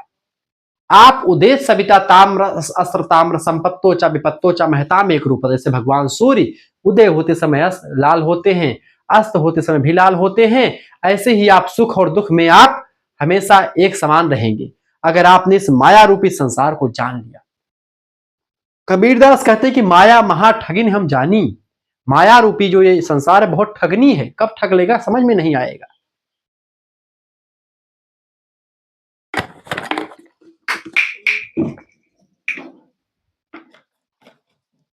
समझिए, तो संसार और माया, यह संसार माया का खेल है, नश्वर है। नेह नानास्ति के शनम बृहदारण्यक उपनिषद में कहा गया है कि माया जो है ये बस एक खेल है, जिस खेल में हम एक खिलाड़ी के रूप में काम कर रहे हैं, और ऊपर जो है कोच वगैरह तो आपके पिता जी को मान सकते हैं, लेकिन डिसाइडर जो है प्रकृति है। मैच कौन जीतेगा ये डिसाइड होता है भगवान के द्वारा। कर्म और पुनर्जन्म, कर्म अनुसार जीव को पुनर्जन्म होता है। मोक्ष यानी मुक्ति, ज्ञान के द्वारा अविद्या का नाश होने पर मोक्ष की प्राप्ति होती है। विद्या अमृत अमृत स्मृते यानी इस ईशक उपनिषद में कहा, इस उपनिषद में कहा गया इन चीजों के बारे में। उपनिषदों का भारतीय दर्शन में योगदान जो रहा है वो भी बड़ा अच्छा माना जाता है। देखिए, उपनिषदों को भारतीय दर्शन का मूल स्रोत माना जाता है। इन्हीं से वेदांत दर्शन का विकास हुआ है। आत्मा, ब्रह्म, मोक्ष, कर्म, पुनर्जन्म आदि सिद्धांतों की स्थापना उपनिषदों ने की और इसी पर आगे चल करके भारतीय दर्शन ने काम किया। उपनिषदों की शिक्षाएं शंकराचार्य, रामानुजाचार्य, माधवाचार्य और वेदांत आदि वेदांताचार्यों की दार्शनिक प्रणालियों की आधारशिला बनी। उपनिषद मानव जीवन को उच्चतम आध्यात्मिक लक्ष्य प्रदान करते हैं, ये बात भी आप ध्यान रखेंगे। महत्वपूर्ण उपदेश यह है दोस्तों कि प्रज्ञानम ब्रह्म यानी ऐतरेय उपनिषद में कहा गया है। अहम ब्रह्मास्मि बृहदारण्यक उपनिषद में कहा गया है। तत्त्वमसि छंदोक उपनिषद में कहा गया है। आत्मा ब्रह्मा यानी अयम आत्मा ब्रह्म यानी मांडूक्य उपनिषद में कहा गया है। तो ये आपके महत्वपूर्ण कुछ उपदेश हैं जो कि वेदों में कहे गए हैं। उपनिषद वेदों के अंतिम भाग को कहते हैं। उपनिषद ज्ञान कांड कहा जाता है। इसका मुख्य लक्ष्य आत्मा का साक्षात्कार और मोक्ष की प्राप्ति करना होता है। उपनिषदों ने भारतीय अध्यात्म और दर्शन को गहराई प्रदान की है, क्योंकि भारतीय दर्शन जो है वो उपनिषदों पर ही टिके हुए। 6 दर्शन जो बने हुए हैं, सब दर्शन उपनिषदों पर टिके हुए हैं। आगे चल करके आप दर्शनों के बारे में पढ़ेंगे। अब हम उपनिषद और उनकी विशेषताओं को देखेंगे। उपनिषदों की संख्या दोस्तों विभिन्न ग्रंथों में उपनिषदों की संख्या भिन्न भिन्न बताई गई है। कहीं कहीं पर 108, 200, 216, 300 और 800 तक उपनिषदों की संख्या बताई गई है। प्रमुख उपनिषद जो कि इंपॉर्टेंट उपनिषद हैं, उनकी अगर बात की जाए दोस्तों तो उनकी संख्या 10 उपनिषद या 13 उपनिषद बताए गए हैं। ठीक है, मुख्य 10 उपनिषद की अगर बात की जाए तो इन्हें मुक्ति को उपनिषद कहते हैं। 10 उपनिषदों को मुक्ति उपनिषद कहते हैं। अब आइए इन्हीं 10 उपनिषदों के बारे में हम आपको बताते हैं कि कौन कौन से उपनिषद हैं जो कि इंपॉर्टेंट है आपके लिए पढ़ने के लिए भी। उपनिषद, पहला उपनिषद है ईशावास्य उपनिषद। यह किस वेद से संबंधित है? तो यह शुक्ल यजुर्वेद यानी वाजस्नेयी संहिता से संबंधित है। विशेषता इसकी है कि संक्षिप्त उपनिषद यानी ये छोटा उपनिषद 18 मंत्र है। कर्म और ज्ञान दोनों का समन्वय प्रतिपादित किया, यानी कर्म और ज्ञान के बारे में ईशावास्य उपनिषद में बताया गया। दूसरा उपनिषद है केन उपनिषद। केन उपनिषद साम वेद से संबंधित है। ठीक है, तलवकार ब्राह्मण ग्रंथ से संबंधित है। विशेषता इसकी है कि केसे सितम पतति प्रेषितम मनः से प्रारंभ होता है और ब्रह्म को अनिर्वचनीय और अभिज्ञ यहां पर बताया गया है। तीसरा उपनिषद है कठोपनिषद। कृष्ण यजुर्वेद से संबंधित है, कठ संहिता से संबंधित है। नचिकेता और यम का संवाद इस उपनिषद में बताया गया है। आत्मा की अमरता और मोक्ष का वर्णन इसमें किया गया है। अगला उपनिषद है आपका प्रश्नोपनिषद। प्रश्नोपनिषद की अगर बात की जाए अथर्ववेद से रिलेटेड है ये। ऋषि पिपलाद और शिष्यों के 6 प्रश्न हैं उनके, इस पर फोकस है। प्राण, ओंकार, ठीक है, इसके अलावा पुरुष आदि का निरूपण इसमें किया गया है। पांचवा है मुंडक उपनिषद, अथर्ववेद से संबंधित है। परा और अपरा विद्या का भेद किया गया। परा विद्या, पारलौकिक अपरा, क्योंकि परा और अपरा 2 प्रकार की विद्याएं होती हैं, उन्हीं के बारे में। ब्रह्म ज्ञान एक यहाँ की विद्या और एक पारलौकिक विद्या, दोनों। ब्रह्म ज्ञान को मोक्ष का साधन बताया गया है। ठीक है, यहाँ पर अगला उपनिषद छठा मांडूक्य उपनिषद, अथर्ववेद संहिता से रिलेटेड है। अति लघु उपनिषद है ये, छोटा, सबसे छोटा है ये। 12 मंत्र केवल है इसमें। ओंकार और 4 अवस्थाएं, जागृत, स्वप्न, सुसुप्ति और तुरीय, इन 4 अवस्थाओं के बारे में इसमें बताया गया है। मांडूक्य उपनिषद में सबसे छोटा उपनिषद कहा जा सकता है। ठीक है, अगला उपनिषद आपका तैत्तिरीय उपनिषद। ठीक है, कृष्ण यजुर्वेद से संबंधित है। इसमें शिक्षा, ब्रह्मानंद वल्ली, भृगुवल्ली 3 भाग हैं इसके। शिक्षा, ब्रह्मानंद वल्ली और भृगुवल्ली 3 भाग होते हैं किसके? तैत्तिरीय उपनिषद के। सत्यम वद, धर्मचर का उपदेश दिया गया है। इसके अलावा ऐतरेय उपनिषद की अगर बात की जाए तो ऋग्वेद से संबंधित है। ऐतरेय उपनिषद सृष्टि की उत्पत्ति और पुरुष की रचना का वर्णन किया गया है। प्रज्ञानम ब्रह्म का प्रतिपादन किया गया है। ठीक है, ऋग्वेद से संबंधित है ऐतरेय उपनिषद। यहाँ पर सृष्टि की उत्पत्ति और पुरुष यानी विराट पुरुष जो है, जिसके ब्राह्मण, जैसे ब्राह्मण मुखमासीद ब्राह्मण राजन्य, मैंने बताया तो ब्राह्मण के मुखमंडल से भुजा जो है, ब्राह्मण ब्रह्म की उत्पत्ति से क्या हुए? ब्राह्मण जो है मुखमंडल से निकला, भुजाओं से क्षत्रिय, जंघों से बैस, पैर शूद्र, उसके बारे में विस्तार से वर्णन है इस उपनिषद में। 9वां उपनिषद है छांदोग्य उपनिषद, सामवेद से संबंधित है। बहुत बड़ा है, इसमें 8 अध्याय हैं। तत्त्वमसि, उद्देश्य आत्मा और ब्रह्म की एकता के बारे में छांदोग्य उपनिषद में पूरा बताया गया है। अगला 10वां बृहदारण्यक उपनिषद, शुक्ल यजुर्वेद से संबंधित है दोस्तों। सबसे बड़ा उपनिषद यही है। अहम ब्रह्मास्मि इसी में कहा गया। नेति नेति इन शब्दों का प्रतिपादन है और पूरा विस्तार से जानकारी। बृहद्रणायक उपनिषद सबसे बड़ा उपनिषद है, मांडूक्य दोस्तों सबसे छोटा है, सबसे छोटा, सबसे बड़ा। ठीक है, ध्यान रखिए। अब दसोपनिषदों की सामान्य विशेषताओं को देखते हैं। इसका मुख्य उद्देश्य ब्रह्म और आत्मा का ज्ञान देना, मोक्ष, आत्मा, ब्रह्म, कर्म, पुनर्जन्म आदि का विचार मिलता है। गद्य और पद्य दोनों रूपों में रचित है। इसमें दार्शनिक चिंतन का उच्च स्तर प्राप्त होता है। भारतीय दर्शन की मूल आधारशिला है। इसमें अद्वैत, विशिष्ट अद्वैत, द्वैत आदि वेदांत सिद्धांतों की भूमिका तैयार की गई है। चूंकि अद्वैत वेदांत, विशिष्ट अद्वैत और द्वैत यानी कि दो है, ईश्वर दो है, आत्मा और परमात्मा दो है, अद्वैत यानी आत्मा परमात्मा एक ही है, विशिष्ट अद्वैत, ये तीन सिद्धांत जो है वेदांत में बड़े फेमस हैं, जो दर्शन में आप पढ़ेंगे आगे चल करके। उपनिषदों का भारतीय योगदान ये है दोस्तों कि उपनिषदों ने ब्रह्म, आत्मा, जगत, मोक्ष, ईश्वर के स्वरूप का गहन व्याख्या की है। इन्हीं से यानी उपनिषदों से वेदांत दर्शन की उत्पत्ति हुई है। भारतीय दर्शन लगभग सभी प्रणालियों में, सांख्य दर्शन बोलिए तो योग दर्शन, न्याय, वैशेषिक, मीमांसा, वेदांत, 6 दर्शन है। कौन कौन से? सांख्य दर्शन, योग दर्शन, न्याय दर्शन, वैशेषिक दर्शन, मीमांसा दर्शन और वेदांत दर्शन। ये उपनिषद जो है ये उपनिषदों से ही प्रेरित है। उपनिषदों ने मानव को आत्मज्ञान द्वारा मुक्ति का मार्ग बताया है। आज भी उपनिषदों की शिक्षाएं जीवन को दिशा देती हैं, प्रेरणा देती हैं।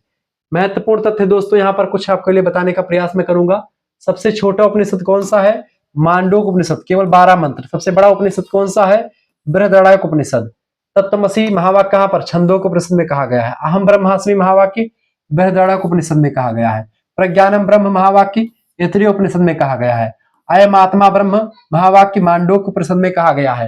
ये चीजें आपके लिए बड़ी इंपॉर्टेंट है और फेमस है, पढ़ने चाहिए। तो ये आपका वेदांग मतलब कि वो हो गया आपका जो है, मतलब कि वेदांग जो मैंने आपको बताया था, क्या नाम है, वैदिक वांग्मय हो गया आपका। लेकिन 5वां जो था मैंने आपको बताया था, मैं उसको भी आपको बताऊंगा।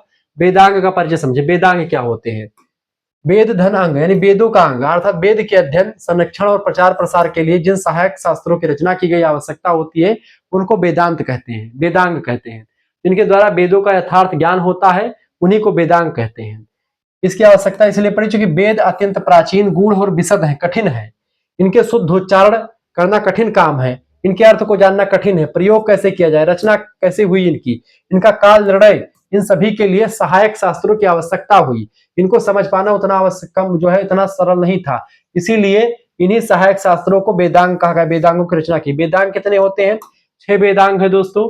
वेदांग कौन कौन से हैं? शिक्षा, शिक्षा में स्वर उच्चारण, वर्णों के उच्चारण का ज्ञान दिया जाता है। दूसरा है आपका कल्प, कर्प यज्ञ आदि कर्मकांड की विधि का ज्ञान करवाता है। तीसरा है व्याकरण, शब्दों की शुद्ध रचना तथा भाषा के नियमों का ज्ञान इसमें कराया जाता है।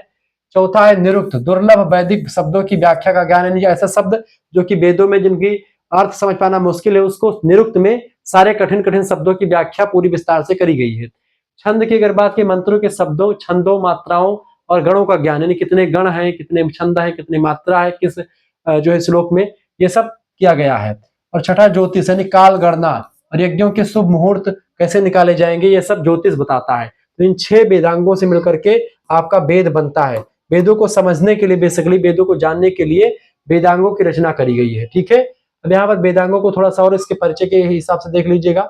यहाँ पर देखेंगे, देखिए शिक्षा, उच्चारण शास्त्र, यानी कि इसमें विषय स्वर, वर्ण, उच्चारण, मात्रा, बल, साम, इन पर बल दिया जाता है। उद्देश्य शुद्ध उच्चारण के द्वारा वेदों के पाठ की रक्षा की जाती है।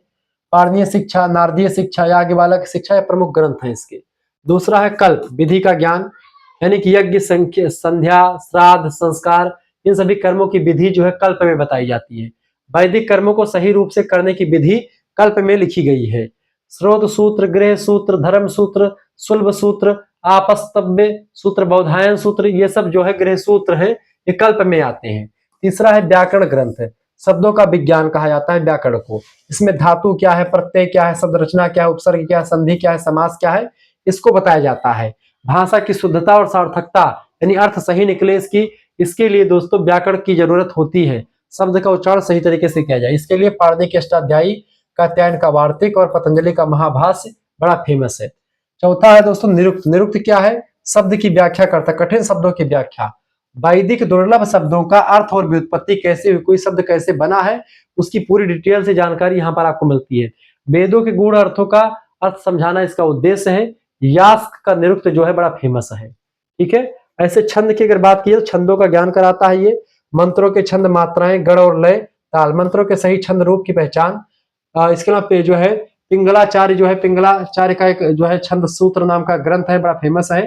पिंगलाचार्य उसमें पता है। ज्योतिष काल ज्ञान यानी कि नक्षत्र, तिथि, वार यानी कौन सा दिन है, तिथि कौन सी है, नक्षत्र क्या है, योग क्या है, कर्ण क्या है, ग्रह नक्षत्र कहाँ पर है, कौन सा सिचुएशन कहाँ पर है, किस राशि में सूर्य प्रवेश कर रहा है, किस राशि में कौन सी ग्रह है, सब कुछ बताया था। यज्ञों के शुभ मुहूर्त और काल का निर्णय करना, कब यज्ञ करना सही है, क्या गलत है, कौन का अच्छा मुहूर्त है, कौन सा बुरा मुहूर्त है, सब बताता है।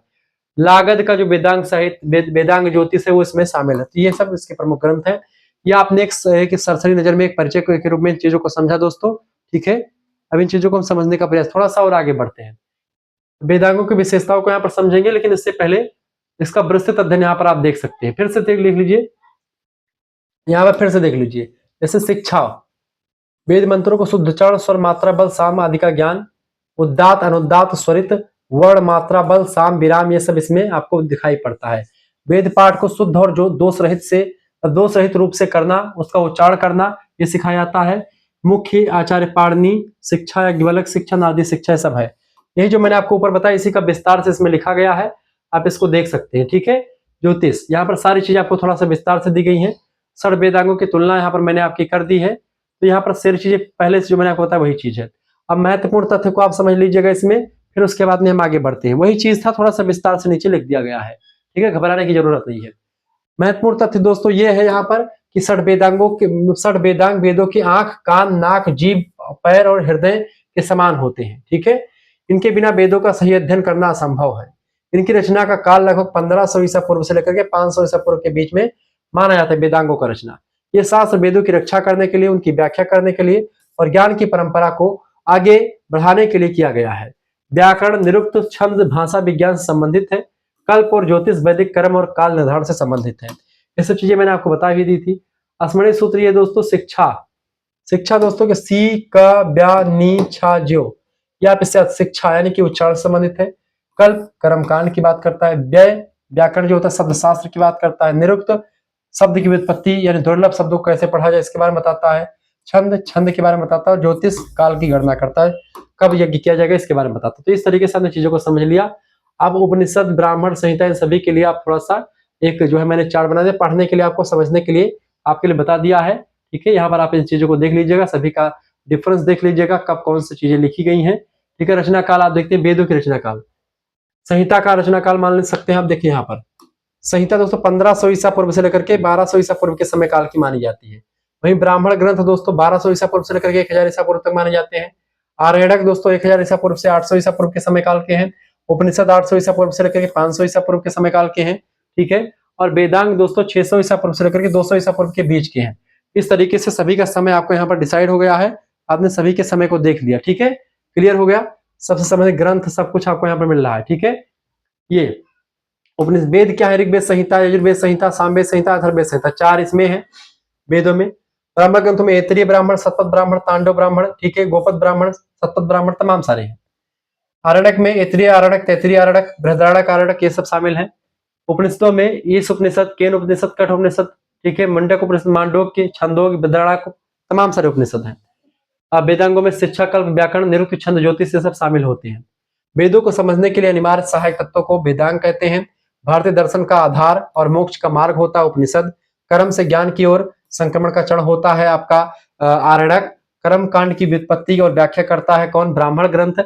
मंत्रों का मूल स्रोत और वेदों का बीज रूप जो होता है उसी को संहिता कहते हैं। इस तरीके से आपने इन चीजों को समझा। संहिता से उपनिषद तक की यात्रा दोस्तों आप इस तरीके से समझ सकते हैं। पूरा यहाँ पर विस्तार से चीजें यहाँ पर बताई गई हैं, कुछ इंपॉर्टेंट चीजें लिखी गई हैं, सब कुछ आप इसको आप आराम से पढ़िएगा या पीडीएफ आपको मिल जाएगा। अब यहाँ पर चीजें आपके लिए यहाँ पर 20 ऑब्जेक्टिव प्रश्न भी हमने रखे हैं। इसको समझने से पहले एक चीज और जान लीजिएगा, पीडीएफ आपको कैसे प्राप्त करना है, कोई भी पीडीएफ आपको कैसे मिलेगा। सभी यूनिट के पीडीएफ ऐसे तैयार किए जाएंगे, आप एसएमएस कीजिएगा, ये पीडीएफ पूरा मिल जाएगा आपको 9984 039 139। इस नंबर पर आप व्हाट्सएप पर एसएमएस कर दीजिएगा। क्या एसएमएस करेंगे आप, अपना नाम एसएमएस कर दीजिएगा, अपने यूनिवर्सिटी का नाम एसएमएस कर दीजिएगा, अपने सब्जेक्ट का नेम और आपके सेमेस्टर में अपने सेमेस्टर का नाम। फिफ्थ सेमेस्टर की फीस दोस्तों मात्र 100 रुपए रखी गई है और आपके लिए बड़ी अच्छी व्यवस्था की गई है। उसमें सारे नोट्स आपको मिलेंगे, पीडीएफ नोट्स पूरी मिलने की संभावना रहती है। एसएमएस करना है 9984, फिर से देखिए 039 139, ठीक है, थोड़ा सा मिट गया था। क्लियर। अब यहां पर करना क्या है दोस्तों, करना क्या, अपना नाम, अपने यूनिवर्सिटी का नाम, अपने सब्जेक्ट नेम करके भेज देने हैं। सब्जेक्ट नेम किस सेमेस्टर में है। 5th सेमेस्टर का फीस दोस्तों कितना रखा गया है, 100 रुपए फीस रखा गया। जैसे आप इतना लेकर के एसएमएस करेंगे, आपके पास एक क्यूआर कोड स्कैनर भेजा जाएगा, उसी क्यूआर कोड स्कैनर पर आपको 100 रुपए फीस जमा कर देने हैं। जैसे ही 100 रुपए फीस जमा करेंगे, आपको एक स्कैनर से मतलब कि एक व्हाट्सएप ग्रुप से जुड़ा जाएगा, वहीं पर आपको जब भी क्लास होगी तो उसके लिंक भी जाता रहेगा। बेसिकली इसमें सभी यूनिट के पीडीएफ नोट्स मिलेंगे आपको। पीडीएफ नोट्स के लिए क्लास यूट्यूब पर ही आप वैसे फ्री में देख लीजिए अगर देखना है तो आप, लेकिन इसमें आपको सभी सेमेस्टर के मतलब कि सभी सब्जेक्ट के आपको मिल जाएंगे। जैसे संस्कृत के अलावा आपका हिंदी, तो हिंदी का भी मिलेगा, संस्कृत का मिलेगा। दो आपकी तैयारी पूरी बेटर तरीके से हो जाएगी। ठीक है, इसमें सबसे इंपॉर्टेंट बात यह है दोस्तों कि यहाँ पर आपको सभी यूनिट के नोट्स आपको मिल जाते हैं, प्रैक्टिस सेट मिल जाता है। ठीक है, और सभी सब यानी कि आपके 5 पेपर की तैयारी, 2 पेपर संस्कृत के, 2 पेपर आपके अगले सब्जेक्ट के, और 1 पेपर आपका को करिकुलर का, जिसमें आपको अब की बार कंप्यूटर रीजनिंग के प्रश्न आने हैं, यानी analytic ability and digital awareness का पेपर आपका होने वाला है, तो उसकी बेटर तैयारी आपकी हो जाएगी। ठीक है, कम से कम 10-10 प्रैक्टिस सेट आपको मिलेंगे आंसर शीट के साथ। पिछले कई सालों के पेपर भी आपको यहाँ पर मिलेंगे, तो आपके लिए बेटर रहेगा। अब यहाँ पर एक चीज है कि आप अगर 5th एंड 6th का इकट्ठा फीस जमा करते हैं तो आपके लिए ऑफर चल रहा है। 5th का 100 रुपए फीस है, 6th का भी 100 रुपए, 200 रुपए दोनों सेमेस्टर की फीस होती है। लेकिन अभी अगर आप फीस जमा करते हैं केवल 150 रुपए एक साथ, तो 5th एंड 6th का इकट्ठा फीस आपका जमा हो जाएगा, और आपका 1 साल तक आप यानी कि 5th एंड 6th दोनों सेमेस्टर का 1 साल में आपका होगा, यानी आप पढ़ते रहेंगे 1 साल तक, ग्रुप में आपको जुड़े रहेंगे, यानी 50 रुपए यहाँ पर आपकी छूट चल रही है। आप इसलिए जुड़े दोस्तों क्योंकि आप किताब खरीदते हैं, सीरीज खरीदते हैं मार्केट से, ठीक है, महंगी पड़ती है, आपकी किताब मिलती है नहीं मिलती है, तो इसके लिए आप हमसे जुड़ जाते हो तो आपको नोट्स मिल जाते हो, तो आपके लिए बेटर रहता है। सबसे बेटर तरीका है कि संस्कृत वगैरह के नोट्स की किताब आपको जल्दी मिलती नहीं है, और उसके लिए आपके लिए नोट्स की व्यवस्था कर दी गई है, जो आपके लिए इंपॉर्टेंट होगा, पढ़ने के लिए सब कुछ आपको इसमें रहेगा। तो इस तरीके से पेपर 1 का पेपर 2 का दोनों की कोशिश रहेगी आपको नोट्स दिया जाए। ठीक है, तो आपके लिए सभी यूनिट के नोट्स मिलेंगे। आप तुरंत एसएमएस करें 9984 039 139 इस नंबर पर 9984 039 139, ये 1 है दोस्तों, इस पर एसएमएस कर दीजिएगा व्हाट्सएप पर। तो ये फीस आप खुद भी जमा कर सकते हैं, कोई दूसरा भी जमा कर सकता है। ठीक है, और इसमें कोई दिक्कत की बात नहीं, तुरंत एसएमएस कर, देर ना कीजिए। अब हम एक एक प्रश्नों का उत्तर आपको बताते हैं। ये यूनिट नंबर 1 में कम से कम आपके 5 चैप्टर थे, 5 चैप्टर को मैंने समझा दिया आपको। यानी आप सोचो, इसी वीडियो को मैं चाहता दोस्तों तो कम से कम 5 वीडियो के माध्यम से आपको बताता, लेकिन वहां पर क्या होता, आप भटक जाते, कौन सी वीडियो देखनी कौन सी नहीं। आप एक वीडियो इसको देखे हैं, अगली वीडियो कोशिश रहेगी यूनिट नंबर 2 की आएगी। ठीक है, ऐसे यूनिट नंबर 3 की कोशिश यही रहेगी मेरी पूरी। ठीक है, अब यहां पर देखेंगे दोस्तों, पहली चीज है वेद शब्द की व्युत्पत्ति किस धातु से मानी जाती है, पहला प्रश्न देखेंगे। तो वेद शब्द की व्युत्पत्ति दोस्तों मानी जाती है विद धातु से। विद धातु कहां पर लिखा है ऑप्शन नंबर, वेद शब्द की उत्पत्ति विद धातु, विद धातु यहां पर आपका लिखा होता है ऐसे, विद धातु। ठीक है, वेद से नहीं, किस धातु से, तो विद धातु। यहां पर दा लगा दीजिए तो ए लगा दीजिएगा, यहाँ पर मात्रा हटा करके यहाँ पर ए लगा दें, तो यानी कि यहाँ पर थोड़ा सा मिसप्रिंट हो गया है। देख लीजिए, विद धातु से वेद शब्द की उत्पत्ति बनी है, जिसका मतलब होता है जानना। दूसरा प्रश्न, ऋग्वेद में कुल कितने सूक्त हैं, 1028 सूक्त हैं ऋग्वेद में, ऑप्शन नंबर इसका ए करेक्ट आंसर हो जाएगा। अगला क्वेश्चन आप देखें दोस्तों, तीसरा प्रश्न, सामवेद को मुख्य रूप से किससे संबंधित माना जाता है। सामवेद दोस्तों संगीत से रिलेटेड है, option number B correct answer होगा। चौथा प्रश्न है, यजुर्वेद में कितने मुख्य भाग होते हैं। यजुर्वेद दोस्तों शुक्ल यजुर्वेद और कृष्ण यजुर्वेद 2 भाग होते हैं, ऑप्शन नंबर इसका बी करेक्ट आंसर हो जाएगा। शुक्ल यजुर्वेद और कृष्ण यजुर्वेद। ठीक है, क्लियर हो गया, आगे बढ़ते हैं। अगला है आपका 5वां, अथर्ववेद को ब्रह्मवेद क्यों कहते हैं।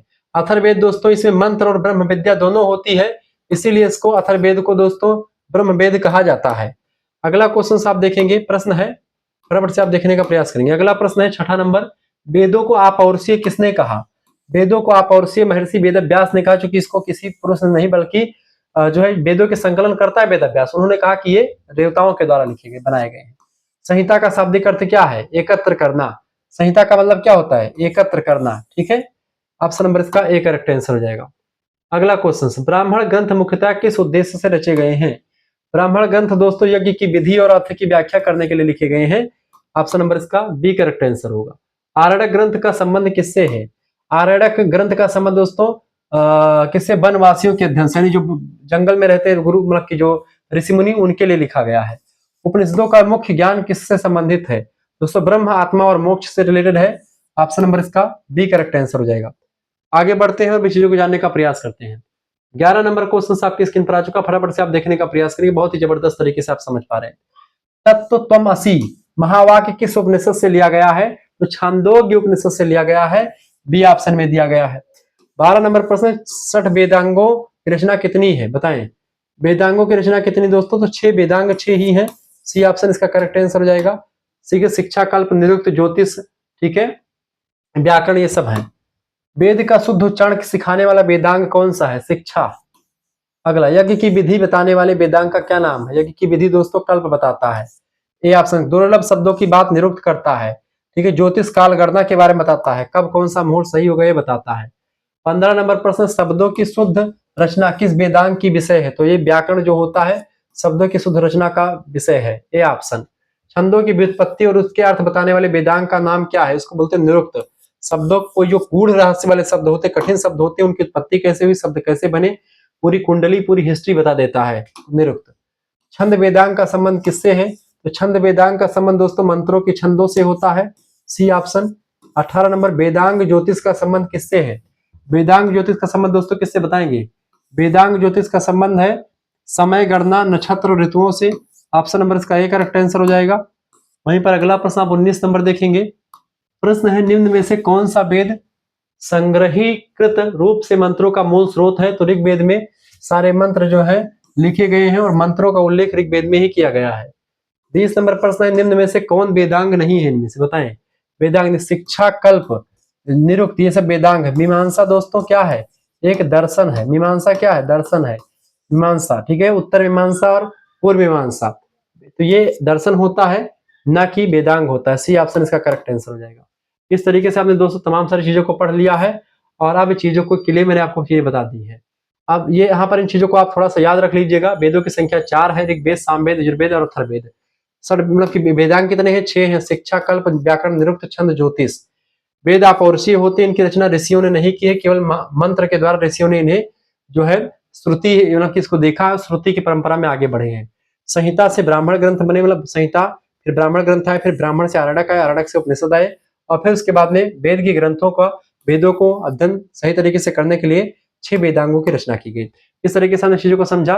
हमारे चैनल को करिकुलर मास्टर को सब्सक्राइब कर लीजिएगा, बीए क्रेकर को सब्सक्राइब कर लीजिएगा और शुक्ला आईडी पॉइंट पर आपने वीडियो देखा ही। तो मिलते हैं फिर नेक्स्ट वीडियो में, तब तक के लिए जय हिंद, जय भारत। आप सभी का बहुत बहुत धन्यवाद। हमारे से जुड़ने के लिए इसी प्रकार से अपना प्यार दुलार हमेशा बना रखें। बहुत बहुत धन्यवाद दोस्तों।